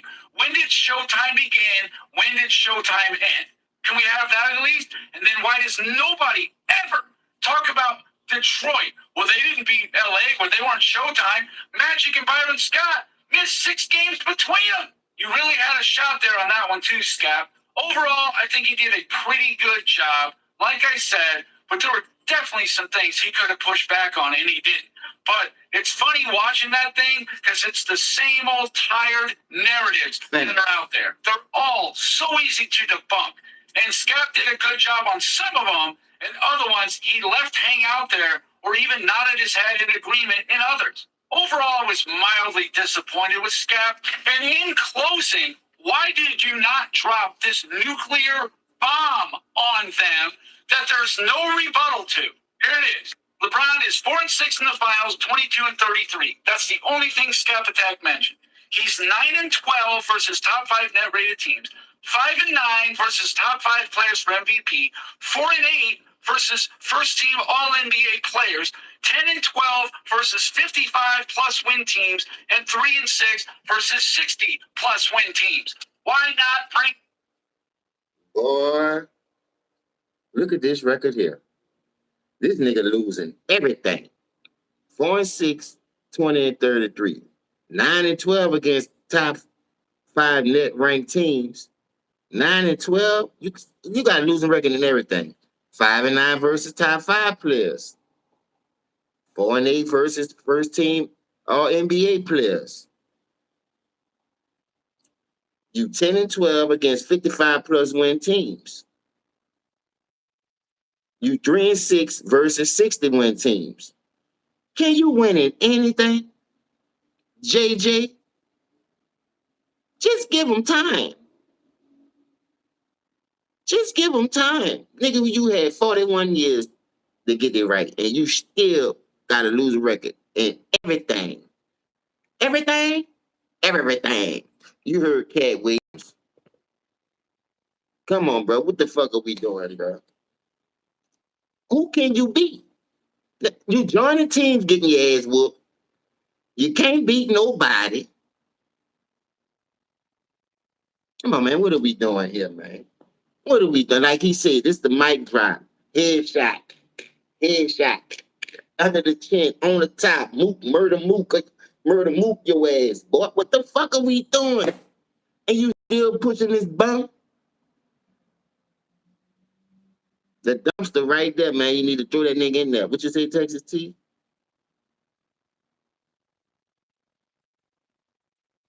That's what I say. The worse that he play, he just keep exposing himself. He's just adding to the fucking losing record. Dog, this man, bro, I can't believe this shit. Boy, when Jim dropped that shit. Bring that up. Let me show you one more time. I thought I had screenshot. That's what I was trying to show you, but it was probably meant for me to show this whole video. Let me screenshot this bitch right quick. But guess what? We ain't about to let that one slide. No to rebound. Let me give y'all one more good glance at it right quick. One more time. One more game. Look at that there. This man can't beat nobody, man. What's up, Super Mario baby? What's up? I'm glad to have you. This man can't beat nobody. This man 4-6, 9-12, 5-9, 4-8, 10-12, 3-6. Who is you beating? Who the fuck is you beating? This man. I swear to God, man, you can't make this shit up, boy. This nigga here is shit water. When I tell you shit water at its finest, I gotta give me some merch, y'all. I'm gonna get his picture on there with shit water. Well, leave that. Role play on the back, shit water on the front. That's who we play for. The shit waters. Shit is the first name, waters with an S is the last name. The shit waters. Boy, this nigga here, bro, need to be stabbed, shot, and kicked out the league. With this record right here, Texas T, that's cap. Ain't no nigga losing in everything. 60 wins, 50 win teams, first all NBA players, top 5 MVP players, top 5 net rated teams, and in the finals. Man, that nigga, he better be lucky he touched the top 100 with this fucking performance, this record, and he had more help than the Lord allowed. They keep cheating for this bum, and he keep failing. All this young talent in the NBA, dog, and y'all letting this man pull it. Yeah, he'll charge somebody in the NBA. I'm sorry. Cock out of there. When he can't see the rim, like he said, I got poked in the eye. So I was seeing 3 rims, so I shot at the one in the middle. Bitch, you got that off Rocky. You got that off Rocky, man. Stop it. Everybody know that come off Rocky. Just like you claim you read the Malcolm X book. You watched The Godfather 6 times and 9 times. You can't quote one line. Better stop snorting that shit. You hanging with Shannon. You know he on that booger sugar. I'm starting to think something, bro. That's why they don't want drug test your bitch ass. You either on that booger sugar or on that juice and that shit done fried. You see that bald spot done got a little wider back there. The bitch done got a little wider now, looking like the Pacific of the Atlantic. The more lies you tell, the wider that fucking bald spot get. Then you gonna come on there and talk about San Antonio. You ain't got nothing to do out there. Well, that should have you concentrating more on basketball. If you look at the 3 times you played San Antonio, dog, you have 5 wins. So just alone against San Antonio, you got swept. That's you down. You already 0-4 in the hole. Then you play them again in 13. Ray Allen said Jazz. That bitch went 7. So now you 4-7. Then they beat you by a record margin the very next year. 4-1. Gentleman sweep. Get your fucking ass off my TV. So you won 5 games. And it's like you 5-12. You 5-12, my nigga. Hold up, my nigga. Hold up, nigga. But they keep pushing this bump. I keep my broom. Sweep that nigga right out the back door like I killed the flying cockroach. Get this nigga off my fucking TV, man. I done held y'all long enough to let my phone charge up. Next video, I'm off today and tomorrow. I'm coming back today, though. I just about to let my phone charge up. Charleston White is on the menu with his cock out of there. He up next. I got to get back on that real shit. But salute to the New York Knickerbockers. Patrick Ewing, this is for you, baby. Believe that. Old school. Y'all hit that like, share, and subscribe. Please leave a comment. Y'all go check out this man, bruh. Salute to Jim. NBA Facts Research. No, what the name is, China? Let me get it right, bro, because I don't want. Yeah, NBA Facts Self-Research. NBA Facts Self-Research. Look him up, bro. The man come with facts. He dropping gems. He must let them know, look, I'm not just a job man. I bring up the flaws in the stuff. But when y'all trying to compare this role player to a real great, a dude that ain't had to do what he. So before I get out here, put Jordan on that in his prime. Put Jordan on that Miami team with that kind of help. Put Jordan on that Cleveland Cavaliers team with that kind of help. Give Jordan AD, Luka.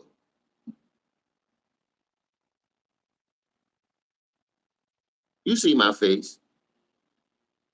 And we got to stop this, bro. We got to stop this bullshit, man. Because that's what it is, all bullshit. It's all based off your opinions against mine. But I won't go off facts. I don't give a fuck about that agree to disagree shit, because that shit never came up in my era. Either you're a winner or you're a fucking loser. And guess what, y'all? Loser. You seen Ace Ventura, Pet Detective? The nigga a goddamn loser, man. A fucking loser. And I'm out, man. Y'all have a blessed night. I'll be back, man. Let me let my phone charge up, man. This nigga done ran my shit down to 15%. I had to go run get my charger. You know, I love cooking this nigga, though. I love cooking this nigga. Y'all get a good glimpse at it. Finals, net rate, top 5 MVPs, first all NBA teams, 55 plus wins, 60 wins. Y'all sleep on that shit, bro. Stop pushing this bum ass nigga, man. All this young talent out here. Salute to Bronson. Salute the cat. Bullet head Mike Brown, like my brother called him. You did it without the role player. That championship that you just won, beating that Leon that they've been pushing, talking about he the next face of the league, that bitch, that ranked me more than that bubble rank that nigga got. And he still had AD to do that. So, Mike Brown, bro, we knew you was a good coach, but you weren't going to get your credit because of that bum, that role player. Bronson, like I said, Mikal Bridges, Avocado.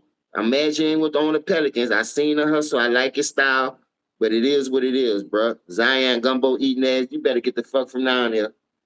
Go your ass back where you come from. I don't give a fuck where you come from. So guess what? We gonna shake back pals. Regulators, mount up.